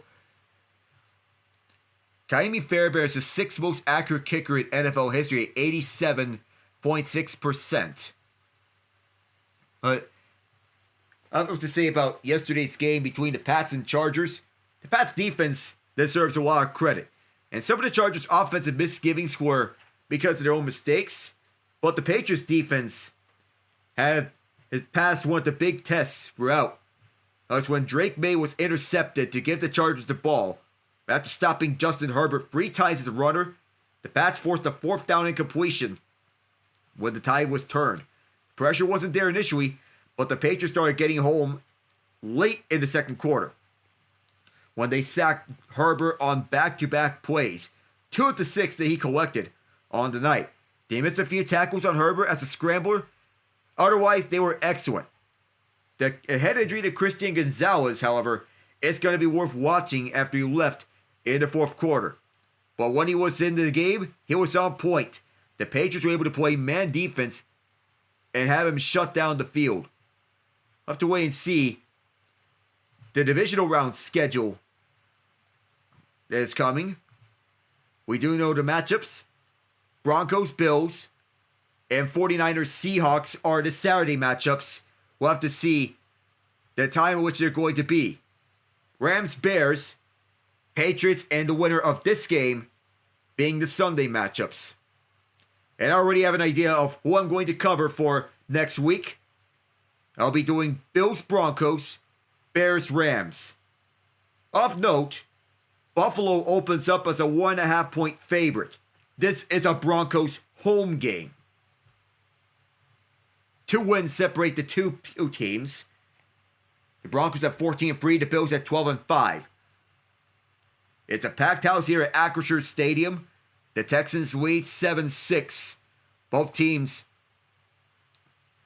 having scored. The Texans are the only current team in the NFL to never win a road playoff game. The Steelers have won their last 23 home Monday night games, including playoffs. This is 2nd and 5.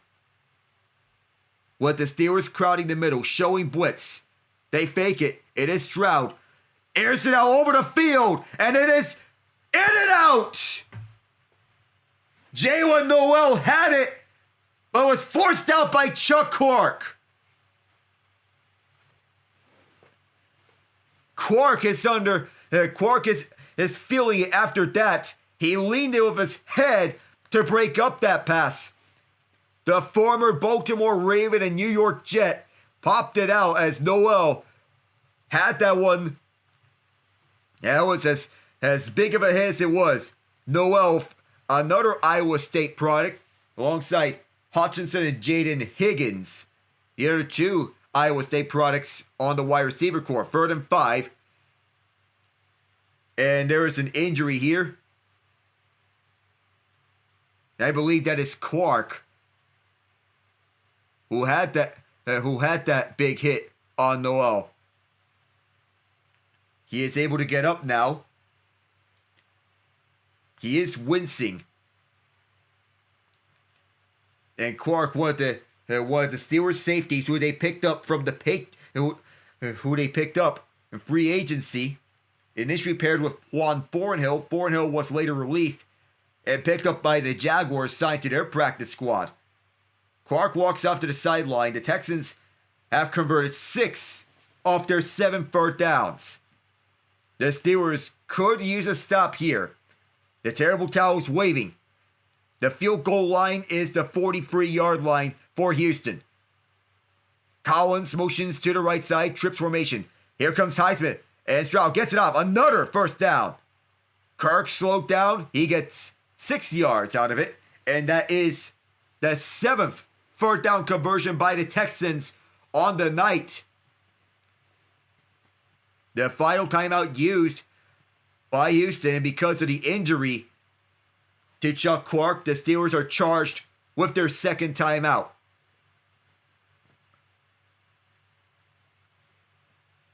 And for Houston, you could have likely saved that last timeout for when you get the field goal unit out there.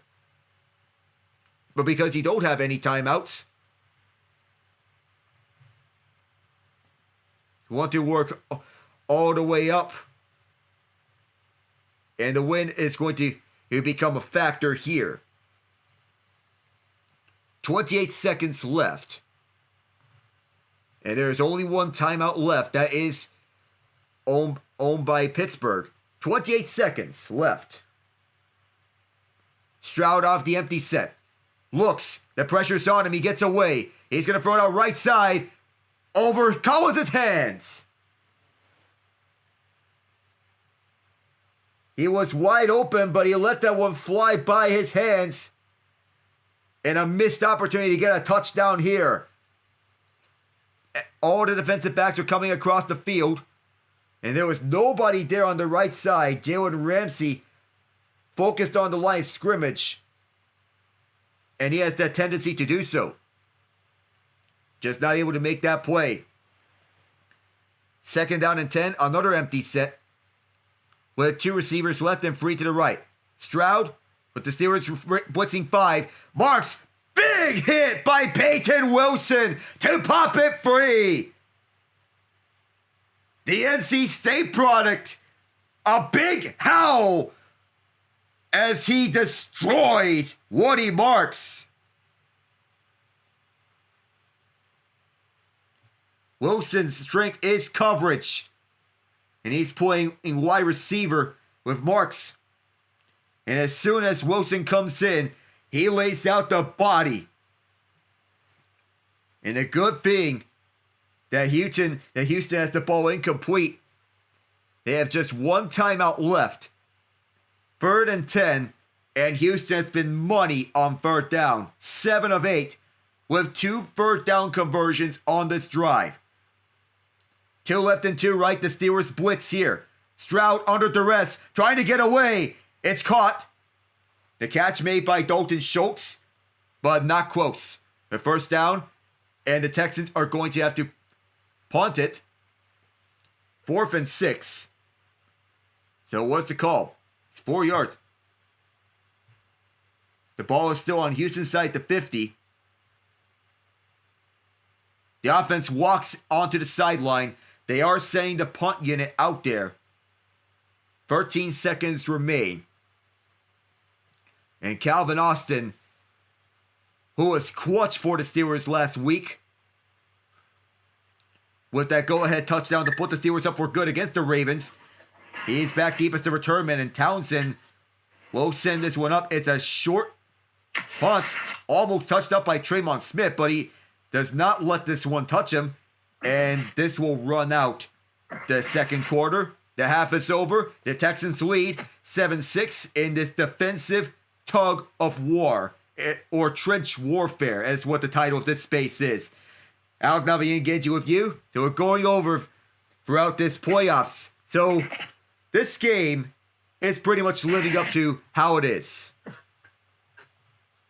Can I set this again and again? Yeah, hey, Alec. What's up?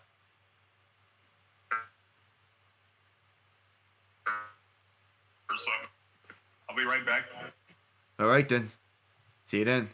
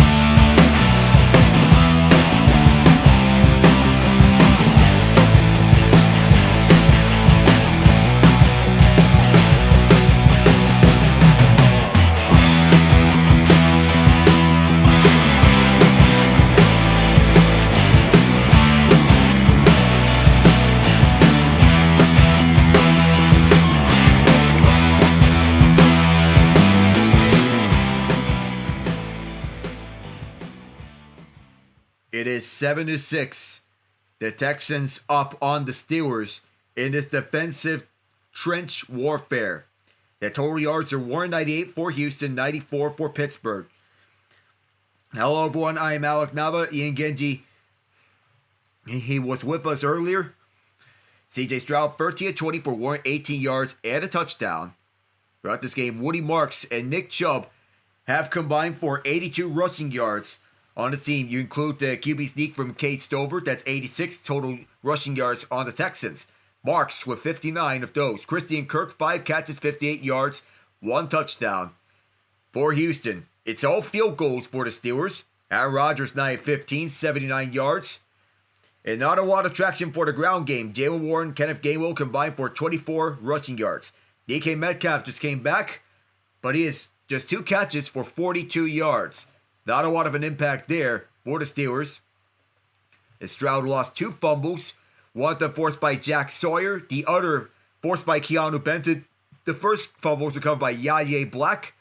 The other by TJ Watt. Pass breakups, 1 each from Alex Highsmith, Chuck Clark, Joey Porter Jr., and Peyton Wilson.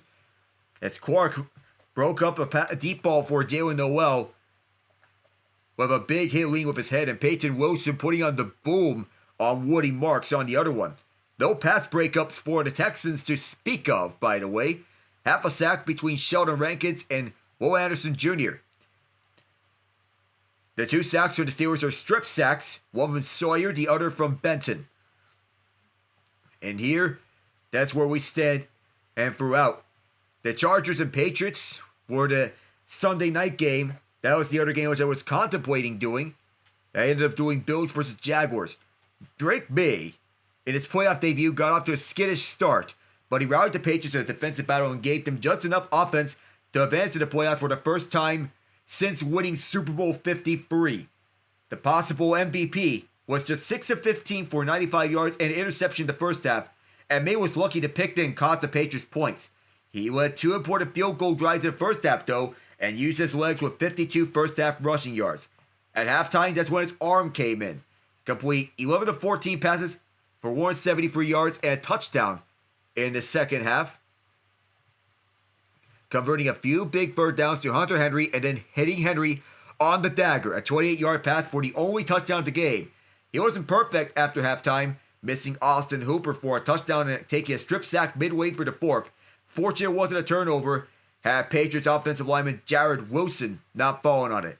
The O-line struggled at times, especially rookies Will Campbell and Wilson, handling pressure, but made it enough to carry the Patriots through in a good but not great showing. And Ramondre Stevenson expanded his game. There was a point in the season where it wasn't clear how big his role would be, but he turned into a force for the Patriots, both as a runner and a receiver.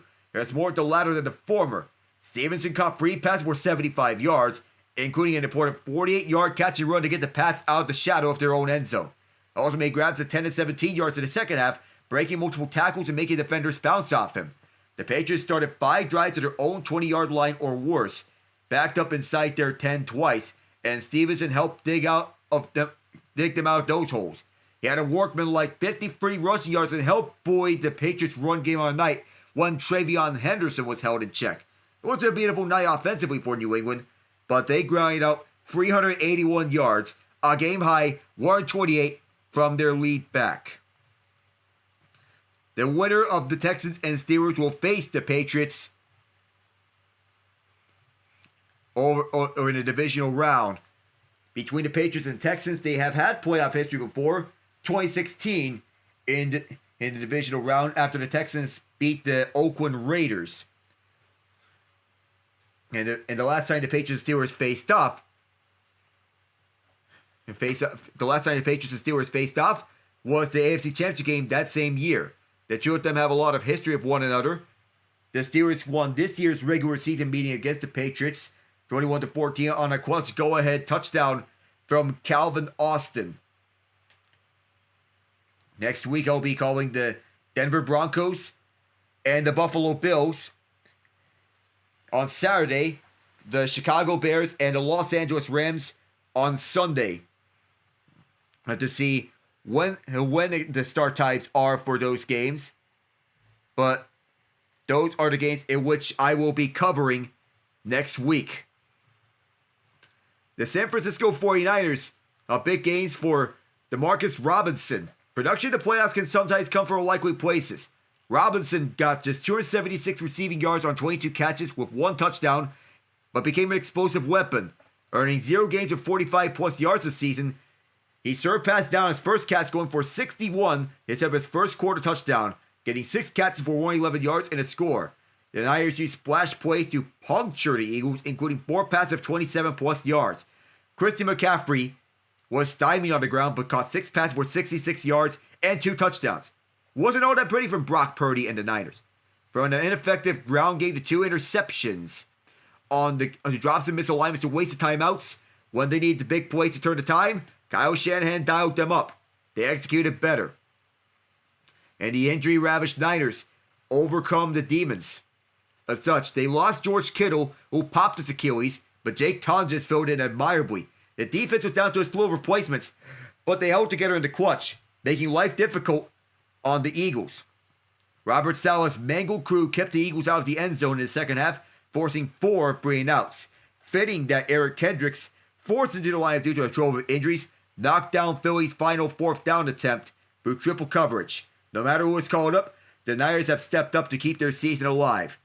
We'll be right back for the second half. I'm Malik Nava. Let's see you in a bit.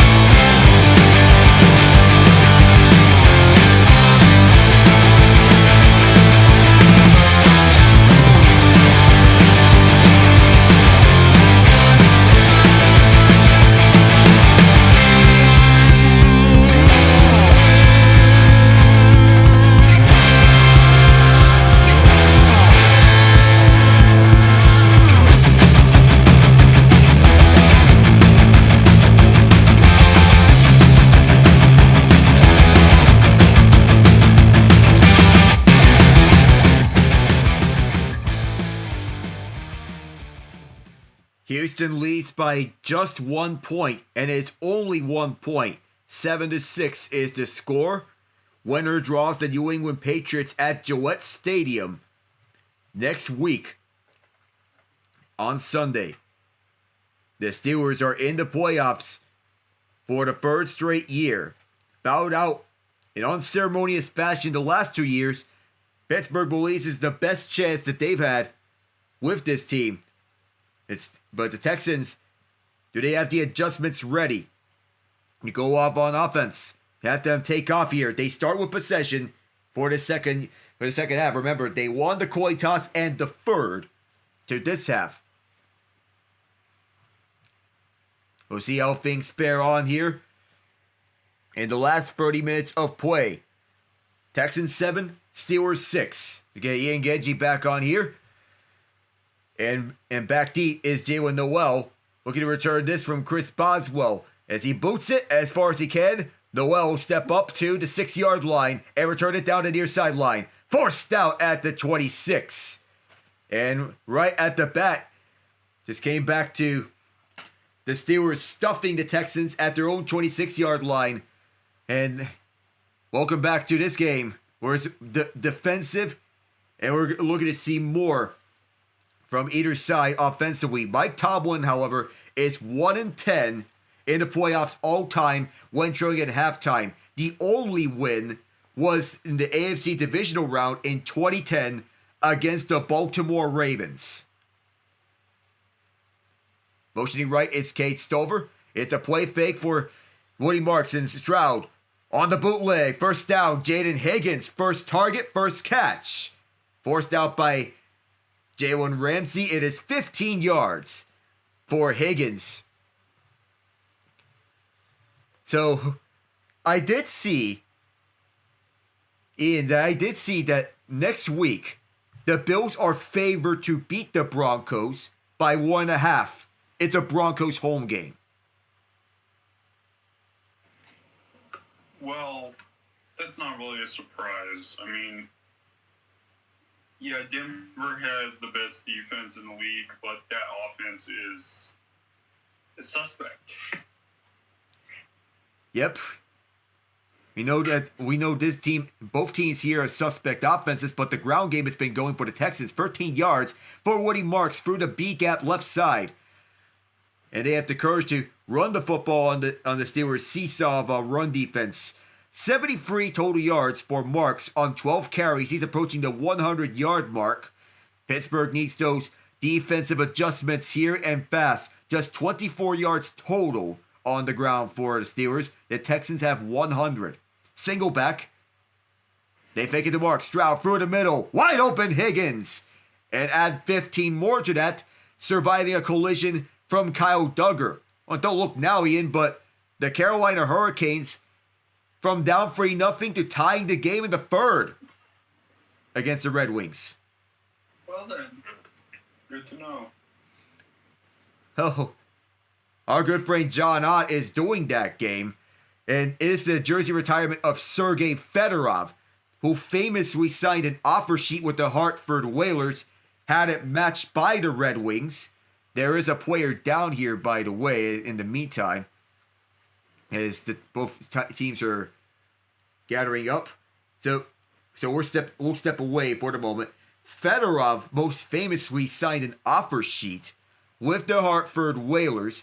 The Red Wings matched the offer sheet, and they're going up against a team that had Sebastian Aho sign an offer sheet with the Montreal Canadiens, only to match the offer sheet from Montreal to Aho. So what comes around goes around. Yep. Oh. Well, we pointed out Florida and Buffalo. Florida won 4-3 in the end, but Buffalo's still hanging firm in that first wild card. Yeah. You know, I don't know. When the trade deadline approaches, I don't know what Buffalo does, because they've gone on this streak. For now they've shown it's consistent, but what do they do? I mean, what do they have? What do they have to give? If they keep this wild card spot, maybe a soft bye. Maybe, but who? But who is a candidate for a soft bye? I mean, I'm not really familiar on who all has an expiring contract that could be used for depth. Now, we'll learn more about that down the line. So to recap that Canes-Wings game, JVR in the first period on the power play. Down the second period is Alex DeBrincat and Albert Johansson. But in the third, it's been all special teams for the Canes. Jackson Blake on the power play, Seth Jarvis shorthanded, and then to tie it up, Shane Gostisbehere. The injured Steeler is Cam Hayward, an Ohio State product, and he is walking slow on the Steelers sideline. 96 seconds in, 3 plays, and the Texans are already in Steeler territory. Stroud has 4 fumbles on this game, 2 of them lost. Schultz motions on the right sideline. Give to Marks, and here's Marks through the middle. Another nice game for Woody Marks. Add 9 more to that. And it's a danger of not having Cam Hayward on this defensive lineup, as Hayward was one of your best run stuffers alongside Derek Harmon. You're supposed to be better than that. The Texans' offensive line has improved compared to last year, and it's Ed Ingram, a cast-off from the Minnesota Vikings. This offensive line is mostly cast-offs from other teams. The only holdovers are Titus Howard and Trent Brown.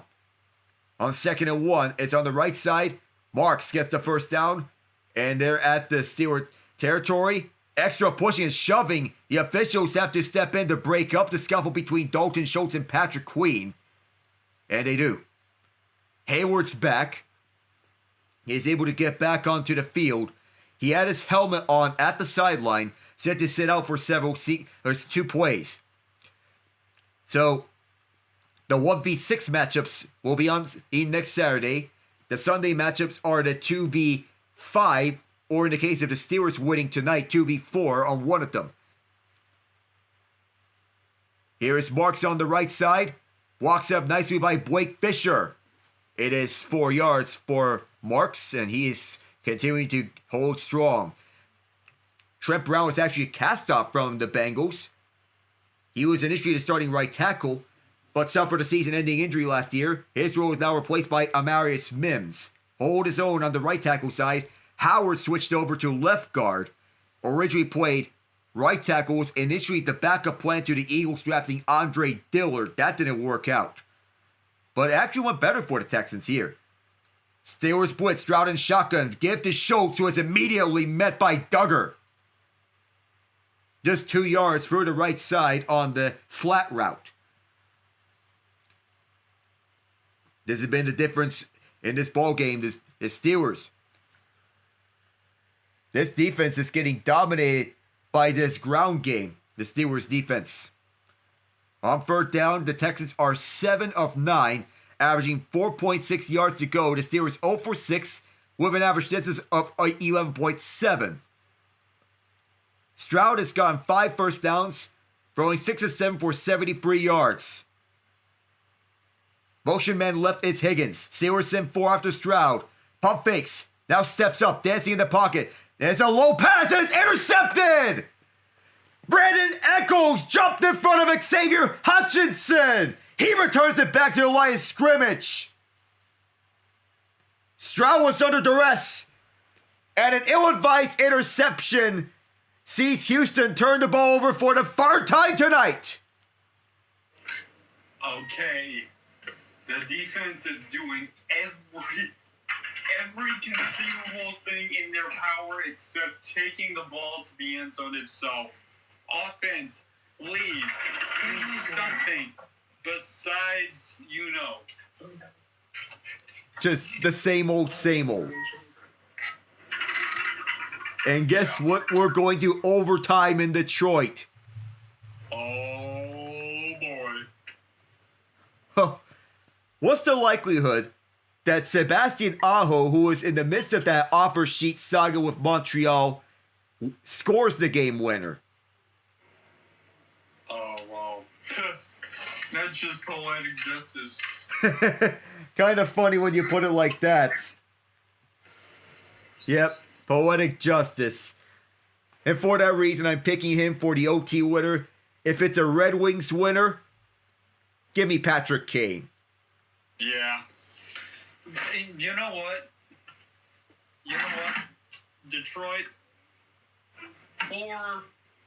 for the nostalgia and for the fact, what the heck do you got to lose? Call the Jets. Get Jonathan Taves. You won't have to give up much for him. And just bring him to the Red Wings. Just do it. Reunite him with Kane for one last ride. If you want to coax this ride to the playoffs. You're holding a top 3 spot in the Atlantic. Yeah, why not? Just go ahead. I mean, really, what's it gonna cost them? Like a 5th round pick? A late round pick. 4th, 5th round. Yeah. What 5th round? Let's see if they own a 5th round pick. We got to check their draft capital because the Red Wings, they do have the cap space necessary to make a trade. They do have a 5th round pick this year. So yeah, 5th round pick.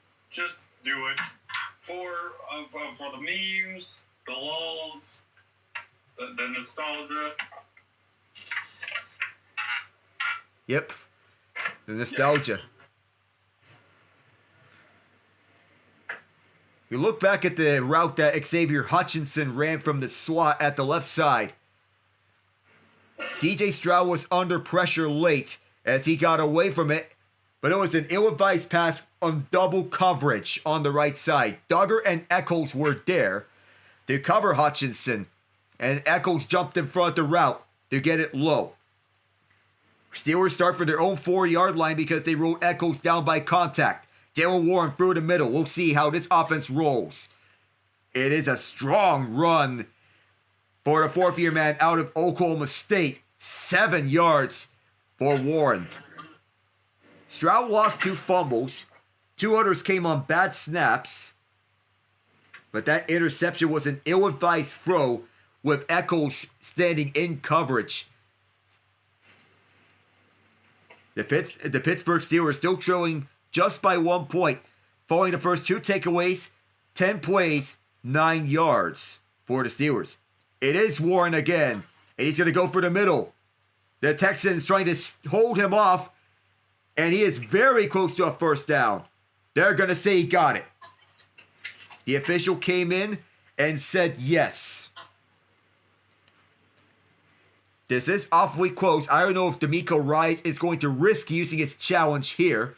Azeez Al-Shire to stop as Ryans clapping onto the sideline, making a stop, preventing an explosive play. Do remember that last week there were some communication issues on the Steelers side on Aaron Rodgers. And the play clock communications are automatically cut off with 15 left on the play clock, and there are flags out for a false start. Jonnu Smith. They'll back him up. Whoa. Something about him and Arthur Smith. Rodgers is 9-15 for 79 yards on the night. And we know this type of game will be coming because the Texans defense is the best in the NFL. Take them out of the equation, it'll be the Seahawks defense that is the best remaining. Metcalf has just 2 catches for 42 yards. The Steelers backed up at their own 9-yard line after the penalty to Jonnu Smith. 3 receivers right. Quick throw to Calvin Austin, and the screen pass is blown up immediately. Jalen Petrie blow it up. And there are no flags for a face mask. Fans wanted one. It looked like Petrie grabbed him for a face mask. Right on the face mask, we'll see where he was grabbed. It didn't seem like it. I didn't see an area where Petrie grabbed Austin by the face mask. I didn't see it. Prior move needs to work the middle of the field and whatnot. 3.7 average yards completion downfield, shortest in the NFL. of any team. Here's Rodgers as the Texans blitz is picked up left side, caught through a very tight window. It is Austin on the left side. And the Steelers having to do something they haven't done this game, which is convert a third down. They are 0 for 6 on the night. This is 3rd and 9. Henry To'o used as the blitzer with Will Anderson Jr. dropping back in coverage. And they rally to the football with Petrie stuffing it in coverage. No third down conversions in the first half of a playoff game for the first time since 1989. Marquez Valdez-Scantling in motion as the Texans blitz. It's picked up over the middle, and there's the first third down conversion. MVS, who we mentioned was in motion towards the left side. He's got 12 yards out of this, and a timely third down conversion. They needed that one, and badly, Ian. Wait, MVS actually caught a football? Yeah, he did. Wow. Yeah, because used as a downfield target, and yeah, he was known for drop issues over those years with the Chiefs, but given his connection with Aaron Rodgers, that familiarity brought him back with him, his quarterback with the Packers. Gainwell cuts left. He has nowhere to go. Absolutely nowhere to go. All lanes were closed off. Petrie was there. Anderson was there. And forced a loss of 2. 6:23 left. Patriots played every position on the secondary. Corner, slot, safety. He went to college at Baylor. He was a second-round pick in the 2022 NFL Draft. And he's been excellent every passing year and has evolved in D'Amico Ryans' defense. 6 minutes left. Another empty set for the Steelers. 3 receivers to the right and 2 to the left. Here's Rodgers. Texans send free. Several pump fakes. Trying to get away from Hunter. Rodgers throws it right side. That is low and incomplete. Trying to dive for it. I believe that was Lassiter, if I'm not mistaken. But it was Anderson and Hunter who got onto him. The spin move by Hunter to beat out Troy Fautanu, who was a former first-round pick, and that forced out Rodgers to run for his life. Not going to outrun anybody anymore, and that was a low pass intended for MVS, if I am not mistaken. That forced the Steelers to another 3rd and long situation. This is 3rd and 12. They have to get this off quickly, and they will. 4-man rush. Rodgers heaves it downfield for Austin! Contact with Lassiter. Ball is not catchable. They rule it incomplete, and that is going to be a punt.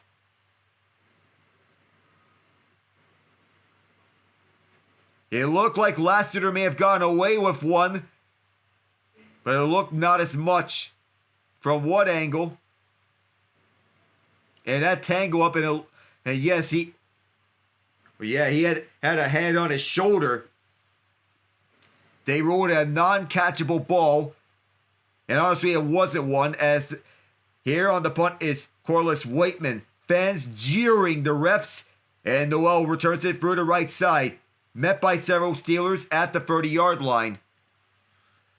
It's a 55-yard punt. And Rodgers' frustration with that flag was there. Kamari Lassiter and Derek Stingley Jr., they're the most physical corners in the game. Texans take over. 5:33 left.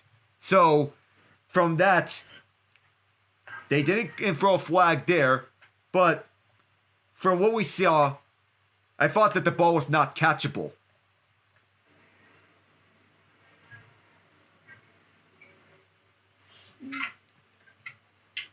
Well, regardless, we finally converted a 3rd down, but once again, the Steelers offense stalls, not getting any points after another Houston Texans turnover.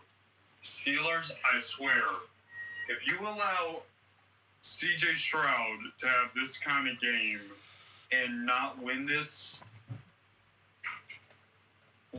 you honestly, Sell the team, because otherwise nothing is going to change. There. Tomlin will still be back. Arthur Smith will still be here. Mike Tomlin runs the defense, so the D coordinator is there for, he's just there. Yeah. Yep. I have to be with you there.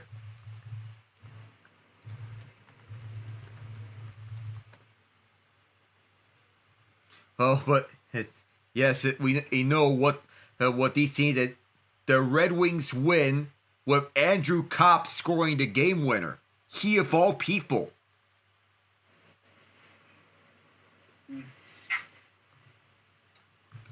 The Canes get a point.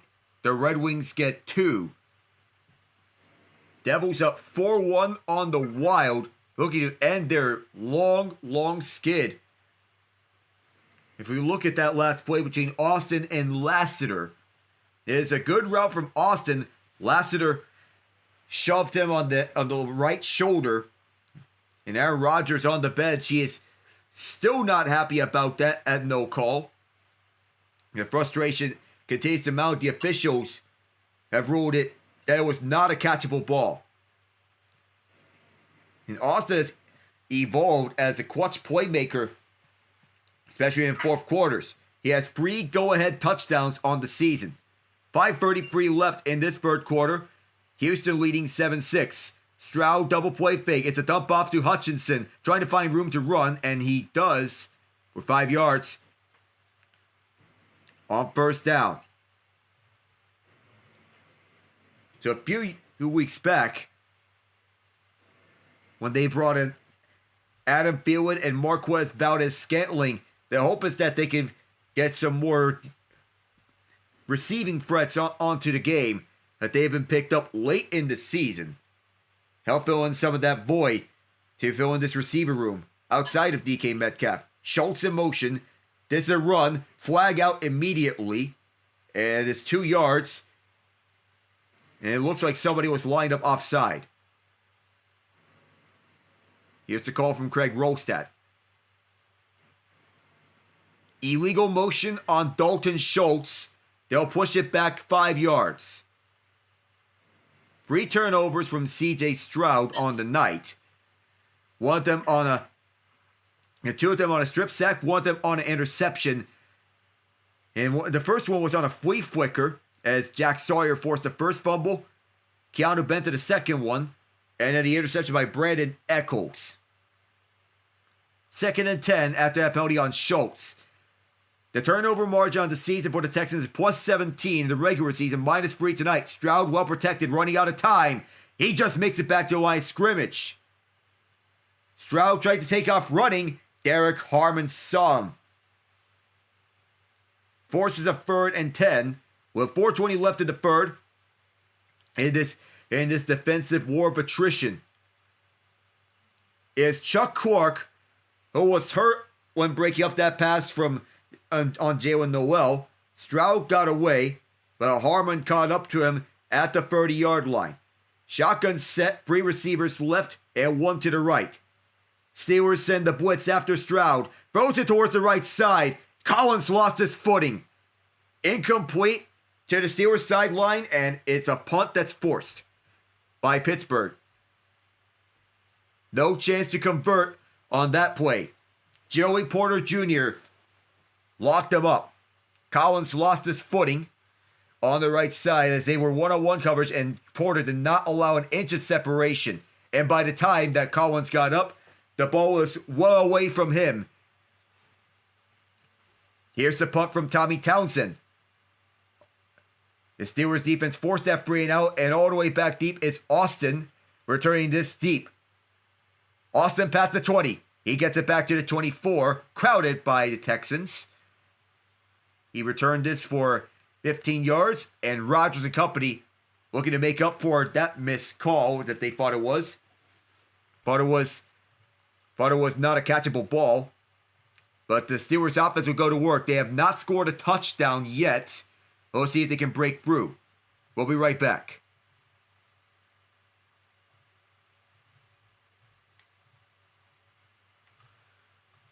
Well, New Jersey's feeling it tonight. They're up 5-1 on Minnesota right now. They needed this game badly because they've been getting loss after loss after loss as of late after a promising start. And this is beyond a Jack Hughes issue.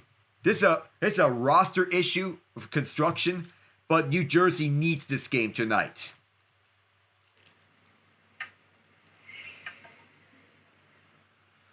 Yeah. I'm curious to see what happens.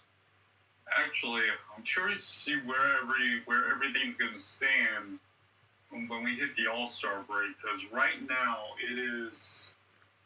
Because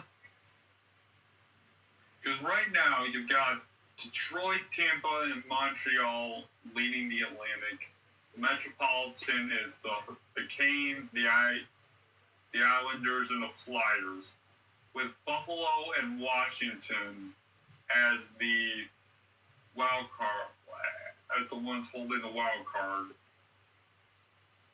Currently in the West, as Stars Wild to the Central, Knights, Oilers, Kraken for the Pacific, with the Sharks and the Kings controlling the wild card. It may not be the NFL season. It may not just be the NFL season that's going to be chaotic, Alex. I think hockey is about to give us one of the most chaotic seasons we've had in a while. It's just like how it is with football this year. One of the most chaotic seasons that we've had in a long time. I mean, every team has flaws, and there's no clear favorite. Just like this year in the NHL. No clear favorite, unless you count the Avalanche or any team in the Central Division for that matter. Sucks that we have to deal with this playoff format. Yeah, well, I mean, even the Avs have stumbled a little bit. They're not beating everybody. I mean, the regulation losses start to pick up.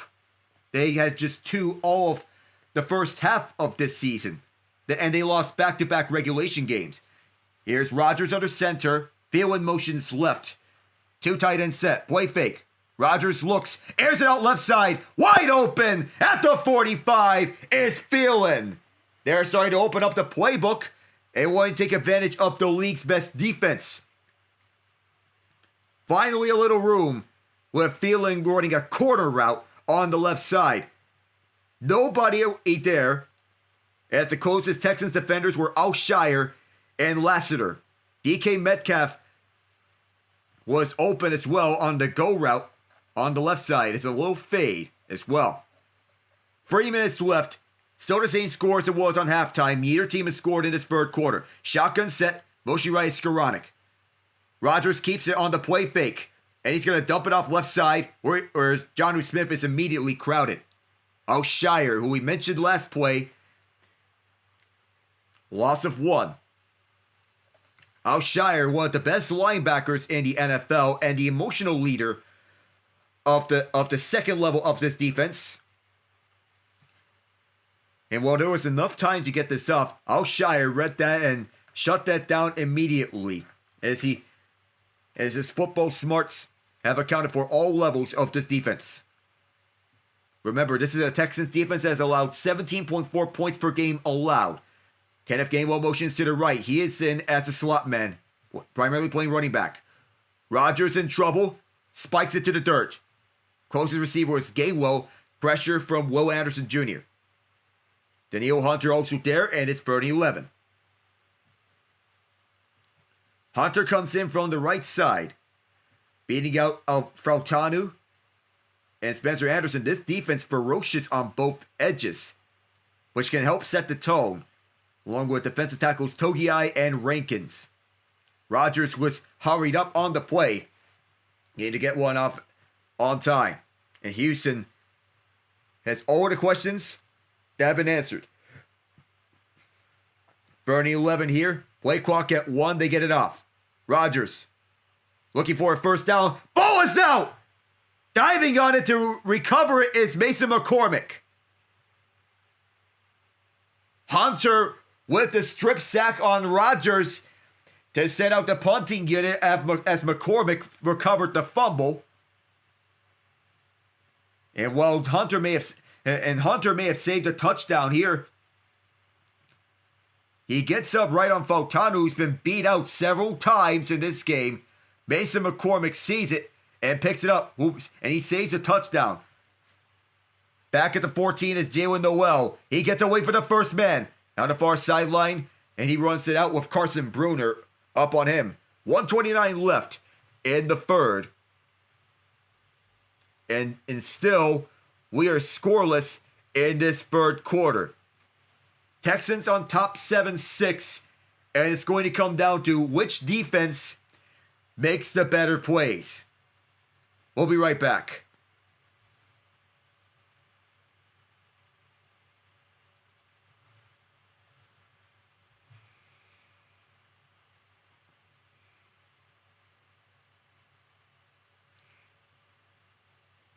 Well, the Lightning have won 10 in a row. What was that? Wait, what happened? The Lightning have won 10 games in a row. Just when you think they may be done, they just keep finding more talent. Yep. That's career win number 600 for John Cooper. And yes, the Lightning have been all over tonight. 5 different goal scorers, and we're hoping for the best for Braden Point. He left the game after an awkward collision with Cam York. His leg got twisted up. Yikes. Ooh. Well, if Pittsburgh is going to win this game, it will have to be because of the defense. And by that, I mean they will have to get the ball and score it themselves, because it is quite obvious that Aaron Rodgers cannot do anything against that defense. He had DK Metcalf wide open for a sure touchdown, and he whiffed. He instead went with a safer option in Adam Thielen. Yeah. Try and take some risks. Air the ball out. But it's clear, when you're trying to maximize the air as much as you can, I don't think he has that spiral anymore. No. I think he's just playing it too safe against this defense. Back here in Pittsburgh with 1:29 left in the third. But even for this being a defensive battle, it's ugly, but given the type of game that this was hyped up to be, it's a good game between these two defenses. This will be CJ Stroud under center with the single back formation. Woody Marks is in. Dalton Schultz is at the left side. Lined up as a tight end, extra lineman is Blake Fisher. Stroud towards the middle, in and out of Collins' hands. Broken up by Joey Porter Jr. And Collins a little slow to get up again. He hit the ground hard off that pass breakup from Porter. It's right there for the Steelers as Porter was up all over it, forcing the ball out. And Collins, his head hit the ground very hard at the end. He walks off immediately. The medical staff comes in and helps him out onto the field. And we can imagine that he's going to be put in concussion protocol because, yes, it was his head. He and Porter have been battling it out all night. And Collins is being taken to the blue tent. Targeted 7 times. Porter's had the better of him, limiting him to 3 catches and 21 yards. Esezio Tomero subs in at the defensive tackle spot. Shotgun set. And it's another lost ball! On the snap, CJ Stroud recovers it instantly. What is going on with Jake Andrews? That's the third botch snap by Andrews on the day. A miscommunication between him and Andrews. And Stroud was looking to wait, trying to tell him when to snap the ball. But these miscommunications happen all over the place. 3rd and 15. The Texans converted 7 of their first 8 third downs. Have missed out on their last 3. Steelers blitz. Stroud steps up. Firing it out towards the right side. Wide open is Kirk! He got a touchdown earlier. He sets the Texans up in Steeler territory. With 30 seconds left in the quarter, Christian Kirk runs an excellent quarter route with the step that he gets right in front of Brandon Echols and Kyle Duggar, who is so good at running this through. He could have run this through for a touchdown, but that option was not there as he ran this one out, stumbling out. 6 catches, 107 yards, and a touchdown here. That's the end of the third quarter. It's still 7-6 Houston as the Texans overcome a bad snap. They lead by 1 still. 1 quarter to go. We'll be right back.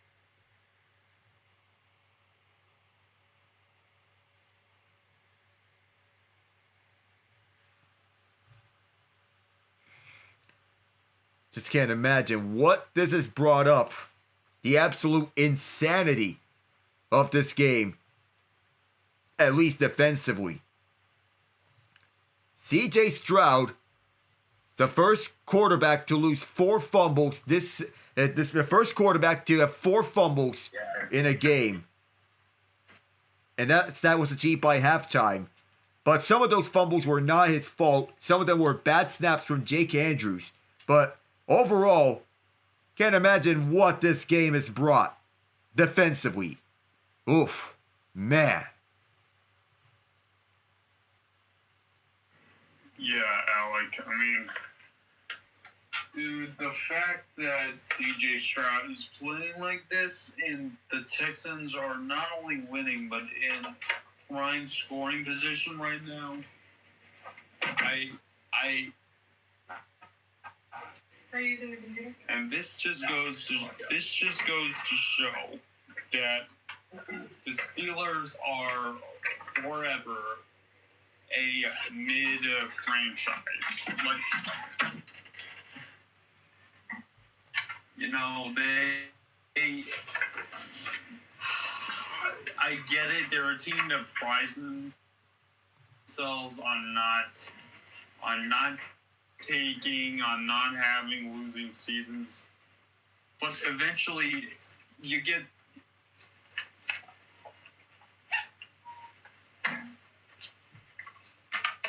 It all comes to a point where you have to realize that you have to accept that you are a mid team and you need to just blow it up. I mean, look at the Patriots. They sucked for several years. And they saw the last dance of Tom Brady. They were mid the year after of Cam Newton. Made the playoffs with Mac Jones. Then mid, bad team in the last 2 years. And then made the playoffs this year. It's about acceptance. Now, here in the fourth quarter as we enter, Texans still lead 7-6. Motion left is Dalton Schultz and then back towards the right. Jack Sawyer in the game. Woody Marks. He's had himself a half flag out. We haven't had a lot of flags in this game. We'll check the penalty for progress stop. He got 3 yards. I think it's coming back. Titus Howard, the left guard, called for holding. They moved the ball back 3 yards at the end of that third quarter. It's a 46-yard catch for Christian Kirk. This penalty makes it 1st and 20. The fourth quarter point differential has been a huge stark difference between both the Texans and Steelers. Plus 78 are the Texans in the fourth. Minus 42 are the Steelers.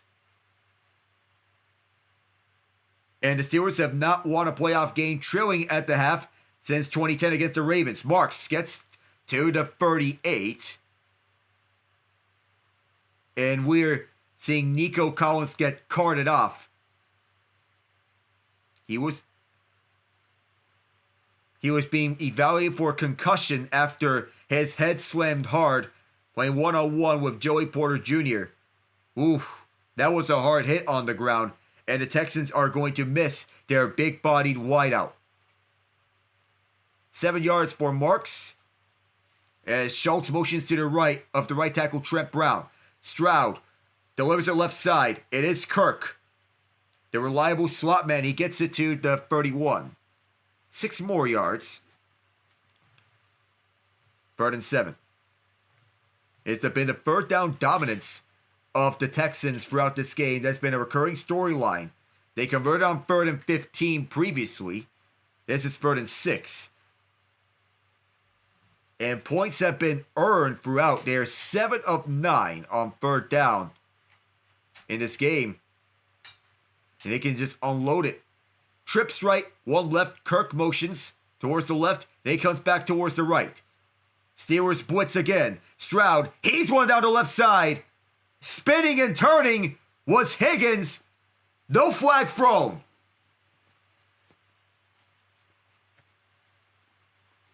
Joey Porter Jr. has had himself quite the season.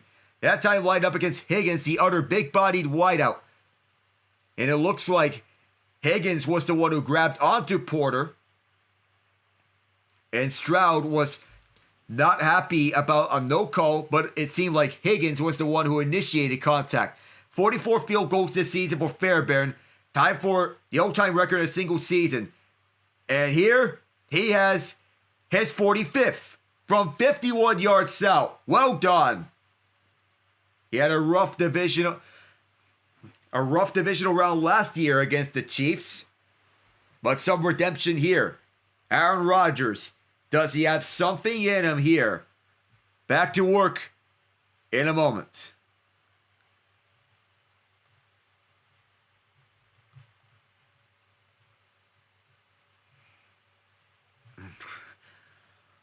Well,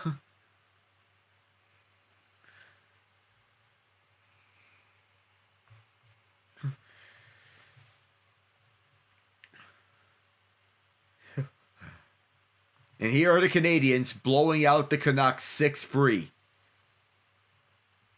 And Yuri Slafkovsky's on a tear. Alex Carrier with 2 goals on the night. Him of all people. He's a defense first option, not known for goal scoring. So, to say that 2 years ago he did a Championship Sunday doubleheader and not doing that again. Bills Broncos next week, in which the games were out here. Rams Bears, the other. Patriots are waiting for the winner of this game. Just don't know how the 49ers keep pulling this off, despite the infirmary ward that they have, that they keep racking up.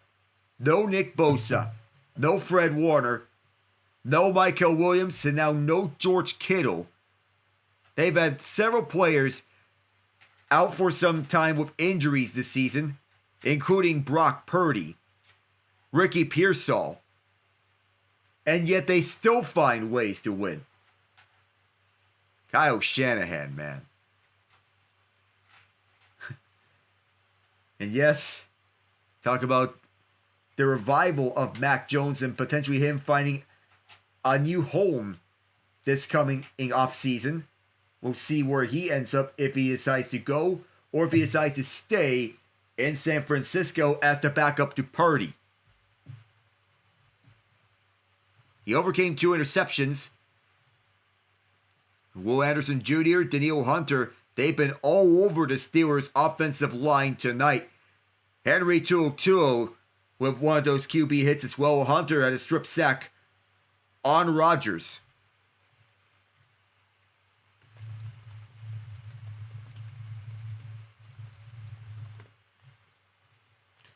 And while the Texans, they've been a dominant defense, Houston's defense played even better on the road. They thrive on shutting the noise up. Return back by Gainwell to the 31-yard line. 1:59 gone in this fourth quarter, but this postseason has seen a lot of lead changes. 12 lead changes in the fourth quarter, 4 game-winning touchdown drives in the final 3 minutes, and 4 comeback wins in the final 3 minutes. The most in a single postseason all time among all stats this postseason. The first 3 teams that held a lead at the 2-minute warning in the second half lost. The last 2 teams that held a lead at the 2-minute warning, they won their games. Kenneth Gainwell goes the other way, and here's a burst. Gainwell with an edge. First down to start. 14 yards for number 14. The Steelers team MVP leading the charge on the left side.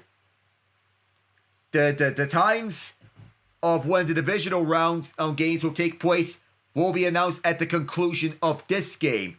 So we're going to wait and see for when these games will take place. After a 14-yard run from Gainwell on first down, Metcalf's going to motion to the slot at the right side. Matched up against Petrie. Shotgun set, 1 left and 3 right. Here is Rodgers. He's going to look right. Airs this out left side for Austin. Broke it up. Did he just catch that? They're going to say no. It hit the ground. Spectacular effort from Austin nonetheless. One of the best efforts in an incompletion. He almost caught that one, but the ball hit the ground at the last moment. It was broken up by Lassiter, but wow.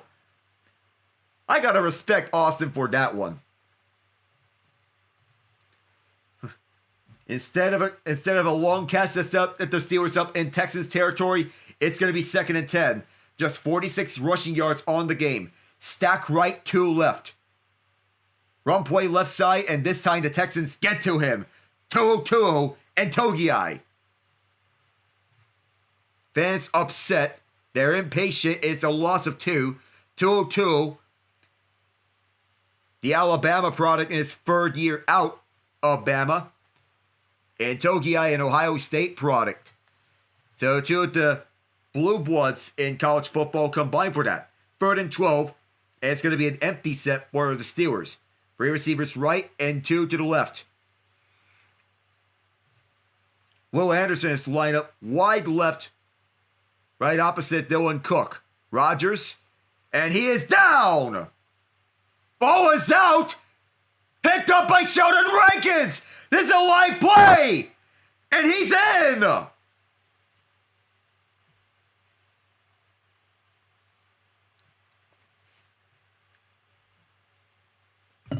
Will Anderson Jr. and Sheldon Rankins righted on Aaron Rodgers. And we're going to wait on the ruling here. Was it knocked down by contact or was it a live ball? The official did not blow his play dead at any point here. All plays are subject to review. We'll have to check the ruling on this one. But Anderson came in from the edge wide left of Dylan Cook. That bought him more time as he knocked the football out. It was a close ball here, and Rankins picked it up. And they have confirmed it is a touchdown. Rankins picked it up. As he was standing up, it is 33 yards. The extra point from Fairbairn is good. Sheldon Rankins. Second stint in Houston. Will Anderson knocks it out. And somewhere, J.J. Watt is smiling.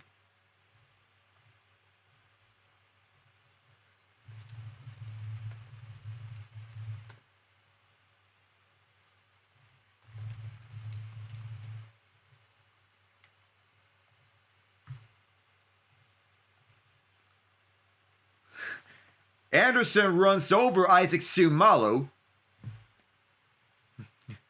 Anderson runs over Sumalo, and that's when he comes in to knock it out. Rankins was also there running over Sumalo. As Anderson went by Dylan Cook, the left tackle. And Rankins went untouched, 33 yards. Matt Burke and D'Amico Ryans pumped up. They want to go to New England. Frank Ross, the special teams coach, also there. Celebrating that defensive touchdown. Knowing how good they are.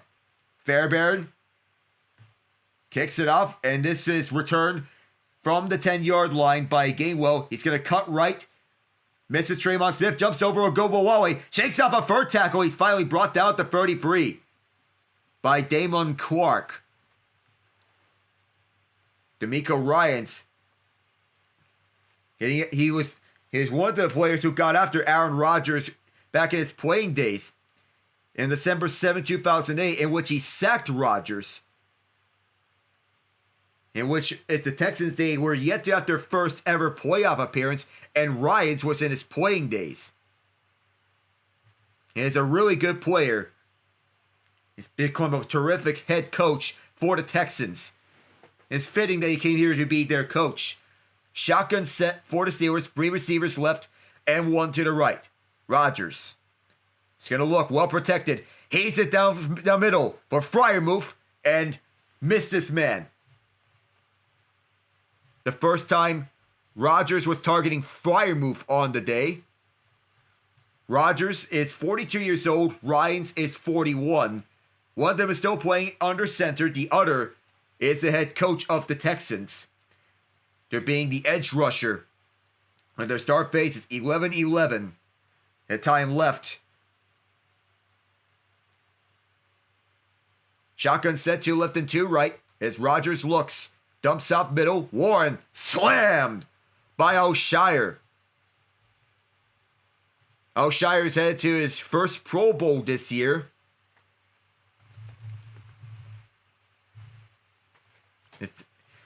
Pittsburgh is trying to catch up, and Freiermuth. Oh, what a grab! What a grab! A flag is out at the secondary. Oh, what a grab that was. As Steelers went hurry up. As the Texans were caught with 12 men on the field. Wow. And it is 12 men on the field. The penalty is declined.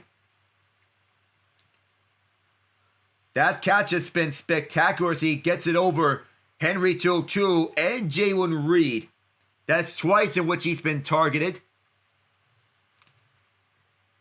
Clock is still rolling as the Steelers trying to operate hurry up on the Texans, trying to exhaust this defense, trying to make up for that lost fumble.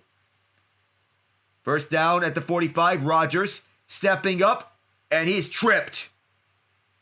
Derek Barnett, who won a Super Bowl with the Eagles, with Nick Foles as the quarterback, gets to Rodgers as he was trying to escape the pocket.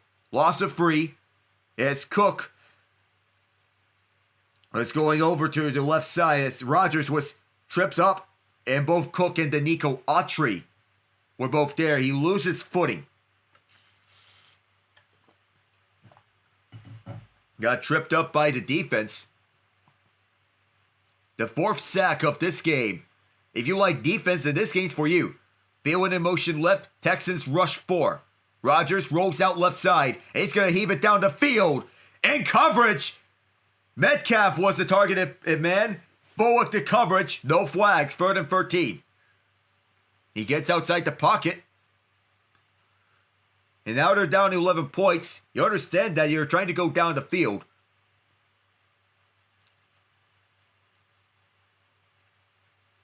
Well, there was a time earlier in his career in which he would have ran for that one, but he doesn't have that anymore. No catches since the second drive of the game for Metcalf. 42 yards. Empty set, 3rd and 13. Pittsburgh's passing it, of course. Rodgers, ball tipped and incomplete. At the line of scrimmage, and the Texans defense still all over it. Autry, who had half the sack with Rodgers losing his footing, didn't get far enough. And the crowd is booing the decision to punt. That is Autry who got the tip at the line of scrimmage. They're learning a little game up front. And it's been one of those games. Houston looking to win their first road playoff game ever. Whiteman sends it up. Fair catch called by Noel. And a dangerous catch at the 13-yard line. 35-yard punt for Whiteman as Noel fell down. This defense of the Texans carrying them through the way. Looking for a day with the Patriots in the next round. We'll return in a moment.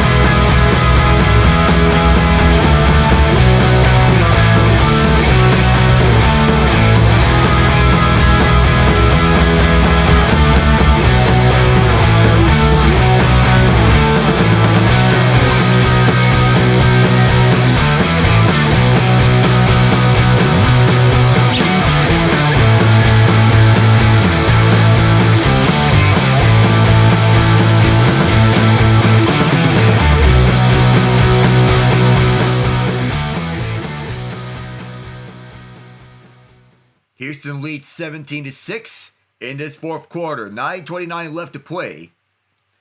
Winner faces the New England Patriots in the divisional round. And the Texans want to make this happen. Steelers trying to mount an improbable comeback against this stout defense. We know what days they're going to be. We just don't know what times they're going to be. We anticipate that Broncos-Bills will be first. As Mike Vrabel coached New England Patriots on a 14-win season, looking to be a finalist for Coach of the Year. Single back set from the 13-yard line. Here is Woody Marks. Has nowhere to run. Malik Harrison got to him. Limits him to just 2 yards. Once again, Blake Fisher, the extra lineman, in which they've been utilizing him as an extra lineman. 2nd and 8. Houston has been out of this world on third downs. Sheldon Rankins, who had the fumble recovery for the touchdown, having a lot of fun on the sidelines. And only 2 starters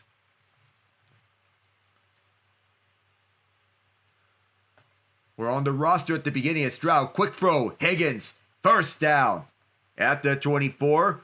He got 9 yards out of this one. The quick throw is an RPO. One of 2 Iowa State rookies on the Texans. And while Higgins has stepped up time after time, with Nico Collins out, Higgins has been the man that Stroud has trusted as the go-to option in his absence. 6 receiving touchdowns on the season. Solid rookie season as the number 2 behind Collins. Single back set again. This is going to be a handoff. It is Nick Chubb on the left side, closed off. They crowd him. Just 1 yard on this run. They're going to give it 2 yards here. And Collins is officially ruled out with a concussion the rest of the game. He is now joined by Justin Watson in the concussion protocol on the season. 2nd and 8. It's Patrick Queen trying to captain this defense throughout. TJ Watt lined up opposite Blake Fisher, extra offensive lineman on the right side. Trips left rather. This is a running play again. Chubb gets 4 yards to the 30-yard line. And CJ Stroud has gained his confidence up and up, especially on the road. 3rd and 4. As the Steelers are waiting for the ball to get through. 17-6 is the lead for the Texans. Houston is 8 of 13 on 3rd down. Pittsburgh 2 of 12. A lot of 3rd downs in this game. Houston's made the most of their 3rd downs. Pittsburgh hasn't. As the Texans defense has limited them further back. Stroud to pass against this blitz. Over the middle. And there's another 3rd down conversion. The knife. And here's Kirk. What a night it's been for him. At the Pittsburgh 35. What a night it has been. I have to say this again. Taking this one 33.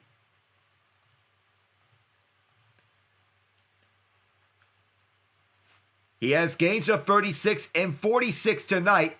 It has a simple crosser route against man coverage, and that will beat out man coverage throughout. Taking this one all the way to the Pittsburgh 35. And in the absence of Nico Collins, Houston needed their playmakers to step up, and Kirk is the go-to guy. 8 catches, 144 yards, 1 touchdown. For the right, it is Marks who gets stuffed. He's had a 100-yard game. 144 yards receiving for Kirk. If Collins out for this one. 2nd and 8 with Christian Kirk averaging 18 yards per catch. Woody Marks is a yard shy of a 100-yard game. Did have a fumble against Indianapolis, but all of that is being atoned for this night. Have to be mindful of all edges. Run play up the middle for Chubb. Nick Chubb down at the 30-yard line, 3rd and 3, and Houston has been automatic on 3rd downs. 3rd and 3 with 5 minutes left. At this point, if you go to the sidelines, the clock stops, and here he comes. Christian Kirk out to the field. 381 total yards for the Texans tonight. They've been running over the Steelers in his game. Derek Harmon subs out. The pass defense gets out there.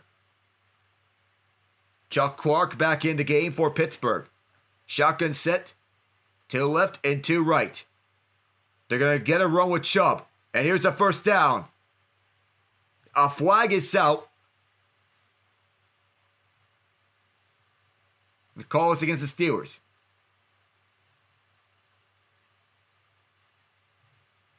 It's a 1st down. They declined the penalties and offside against Brandon Echols. And the Texans are just intent on running down clock. And Houston has been phenomenal tonight. Especially Christian Kirk on 3rd downs. A lot of big routes coming for him. Whenever they get everything going, it's with this guy. Throughout the night, coming out of the slot, the former Jacksonville Jaguar. Yet another run. Chubb falls down. He will take the loss of 1. No big deal. That'll run down more clock. Houston leads 17-6. They have an offensive touchdown and a defensive touchdown. 2nd and 11.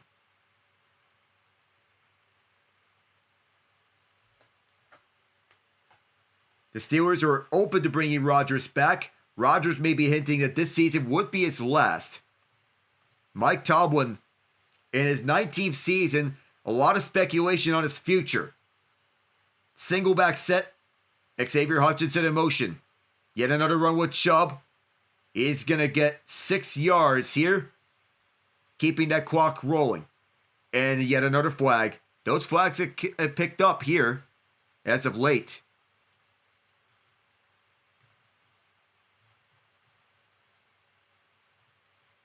Craig Rostad the call. We'll see it.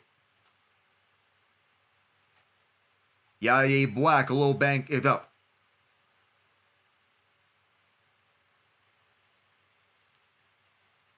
It's a face mask penalty against Nick Herbig. He checks out the ball game. This will set up 1st and goal, and there's a likelihood that this could be Aaron Rodgers' last game. And he's in retirement conversations as of right now. 8 yards out from pay dirt. Woody Marks in the game as we have another flag. Cam Hayward and pushing and shoving. Whoa, hello.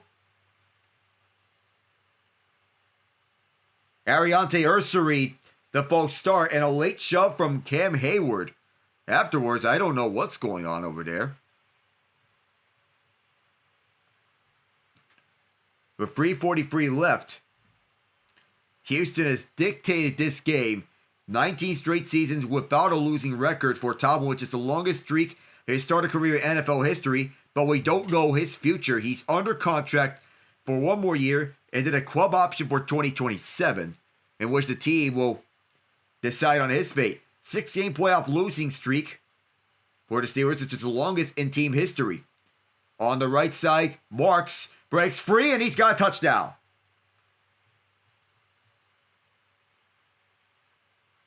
An unceremonious exit for what could be Aaron Rodgers' last game. It's D'Amico Ryans and company looking to advance over to the next round. And Houston on their way to Foxborough.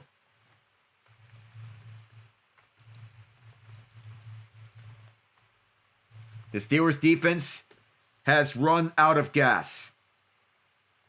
If it wasn't for this Houston defense, they're as good as advertised throughout. The extra point is good.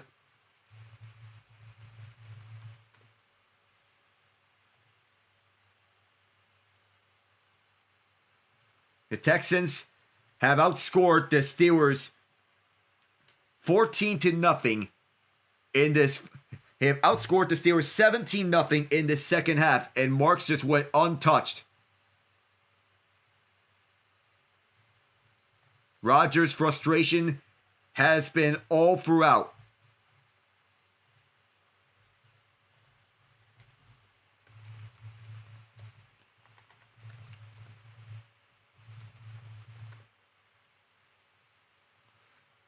As good as it is to make the playoffs, you have to win games as well. And Pittsburgh hasn't known about tasting success in the postseason.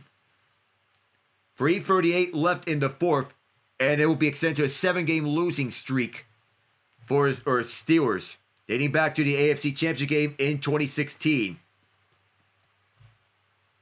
10.2 fourth quarter points per game allowed in the NFL, which is the most in the league. It's a squib kick for Fairbairn, somewhat as it bobbled on the kickoff, but quickly picked back up by Gainwell. On the near side, a quick block, spin to 29.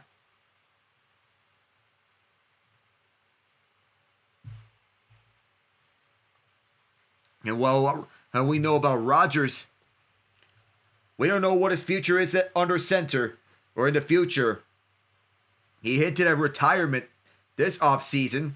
4-time MVP and a Super Bowl champion, ranking top 5 all-time in passing yards and touchdowns.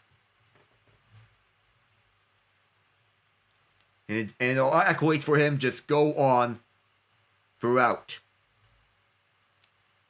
He is 4th in the most passing touchdowns all time, behind Peyton Manning, Drew Brees, and Tom Brady. Could this be his last drive in the NFL? This first pass is incomplete. And all he can do is shake his head.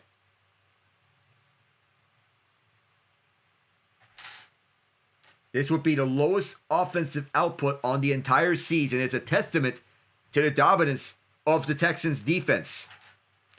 That Pittsburgh was no match for the Texans D in this second half. 2nd and 10. Left side, it's dropped by Gainwell. And the uneasiness continues.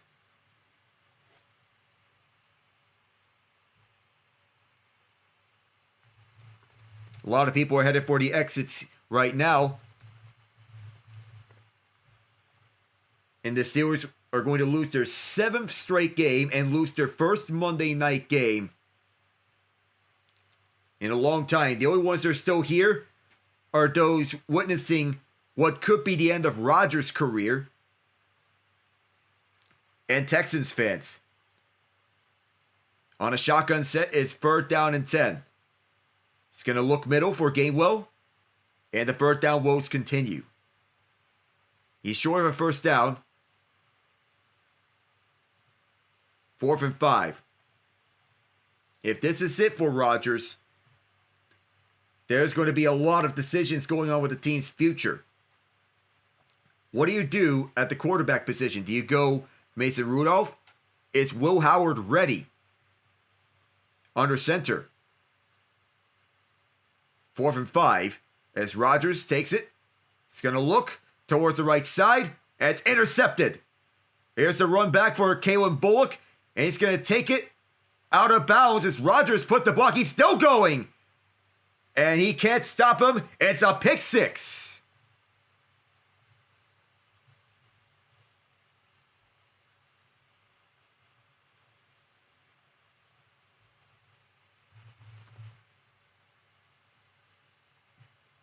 "51 yards on the return."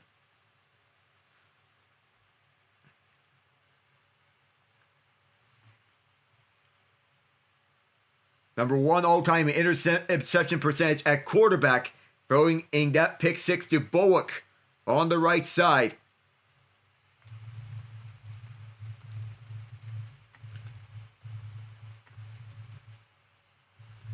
And that was the cherry on top. And this Texans defense with 2 defensive touchdowns, making a statement that we are to be taken care of. And that we are to be taken seriously. Cal McNair founded this team in early 2000. And this team is going to make it to the divisional round for the 3rd straight year. A Texans timeout. We'll see what is to come here. 50 yards on the return.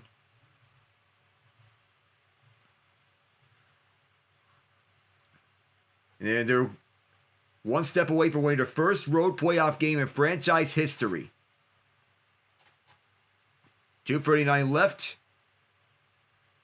And the extra point is on the left hash again. The Texans fans chanting, and this kick is blocked.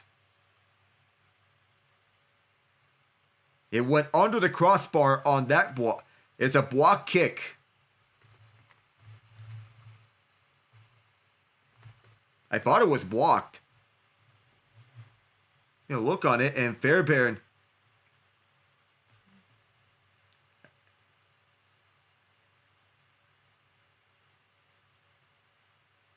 Well, I thought that was blocked. I don't know if it was. I mean, that was got to be the only explanation for that low of a kick.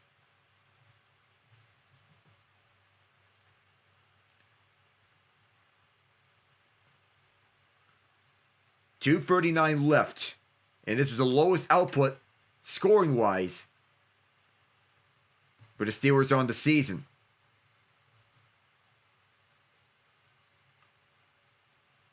And we know that this could be the end. They made the playoffs for this year. And this feels like the end. This is down by Deshaun Jameson. The backups are going to come in. And Rodgers in his career, 65 completion percentage, 66,274 yards, 527 touchdowns, 123 interceptions, 36 rushing touchdowns, for sure to get a spot at Canton. One of the all-time greats of quarterbacks this season. Him getting outside the pocket and making otherworldly throws. and making a little jump. And the Texans celebrating, they have the backups in now. Both teams. And here, this will be a run for Jaylen Warren, one of two active running backs here. Rodgers and the rest of the starters have checked out. It is all backups here. Green Bay in playoff wins. And a Super Bowl win. And these Steelers will have a lot of decisions on the future. For Rodgers' accomplished career, not exactly Dan Marino's final game, but it may be the closest that we can get to. 2 minutes left. We'll return.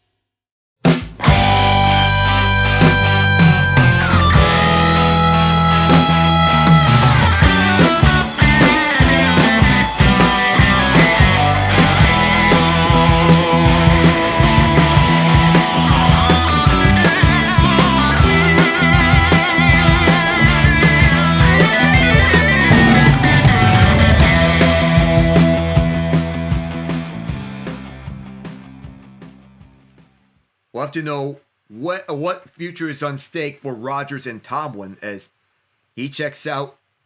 This game is basically how Dan Marino's final game went out. It may be by extension Tom Brady's final game. Aaron Rodgers and the Steelers going out with a whimper. The all-time greats don't go out with a bang unless their name is Peyton Manning or John Elway. And what in the season in which they saw them clinch the AFC North ended up like this. We'll have the games lined up next week, so we're staying with you after the game for when the divisional round times are announced. And we'll figure out where we're going. For some reason, the Steelers are going hurry up offense. For whatever reason. It's going to be revealed tonight after this game. And Rodgers just pensive. Contemplating his future. And now, in Calvin Austin, oh my goodness. And even so, even the Texans' backups are still going out strong against the Steelers. And Traymon Smith was there. And even though Tomlin's a good coach, this conversation about his future is going to be had. The Browns, Ravens, and Steelers are all possibly Steelers are looking for new head coaches. So the AFC North is going to look very different heading into next season. The only team that's retained their head coach is Cincinnati. And probably they made the wrong decision on keeping Zach Taylor. Well, now, with 20 seconds left in this game, the Steelers are just running clock out, and that's going to do it. The Houston Texans win their first playoff game on the road in dominating style with this defense, and they're off to New England in the divisional round.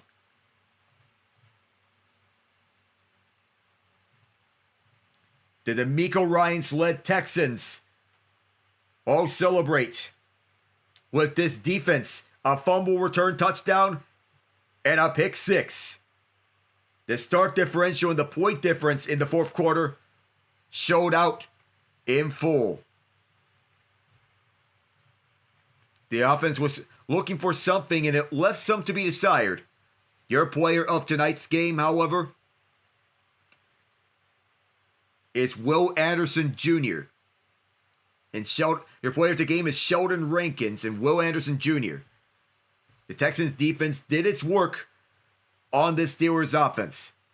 Anderson finished with half a sack, a forced fumble, 3 QB hits, 3 tackles, a pick six from Kalen Bullock, the pass and defense from Kamari Lassiter, 2 from Danico Autry.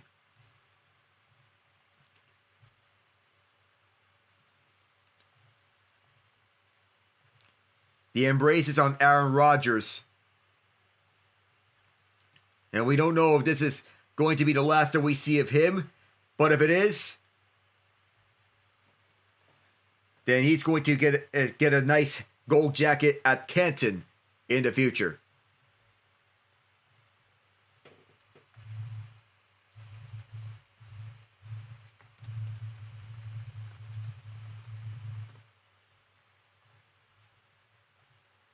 His last send-off. As some Steeler fans waiting here and Packer fans that are around watch him exit out for what could be the last time. Mike Tomlin and Aaron Rodgers head into the locker room. If this is it, 5 years from now, he's going to get a gold jacket from the Hall of Fame at the minimum. A very tough night.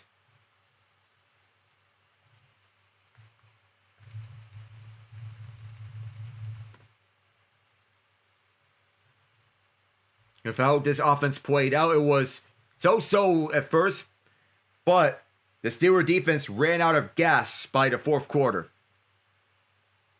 Prayer circle at the center of the field, showing that even that people play competitively throughout, this is a game at the end. That was you teammates Derek Stingley Jr. and Patrick Queen over at the Steelers sideline. Yet the divisional matchups all confirmed.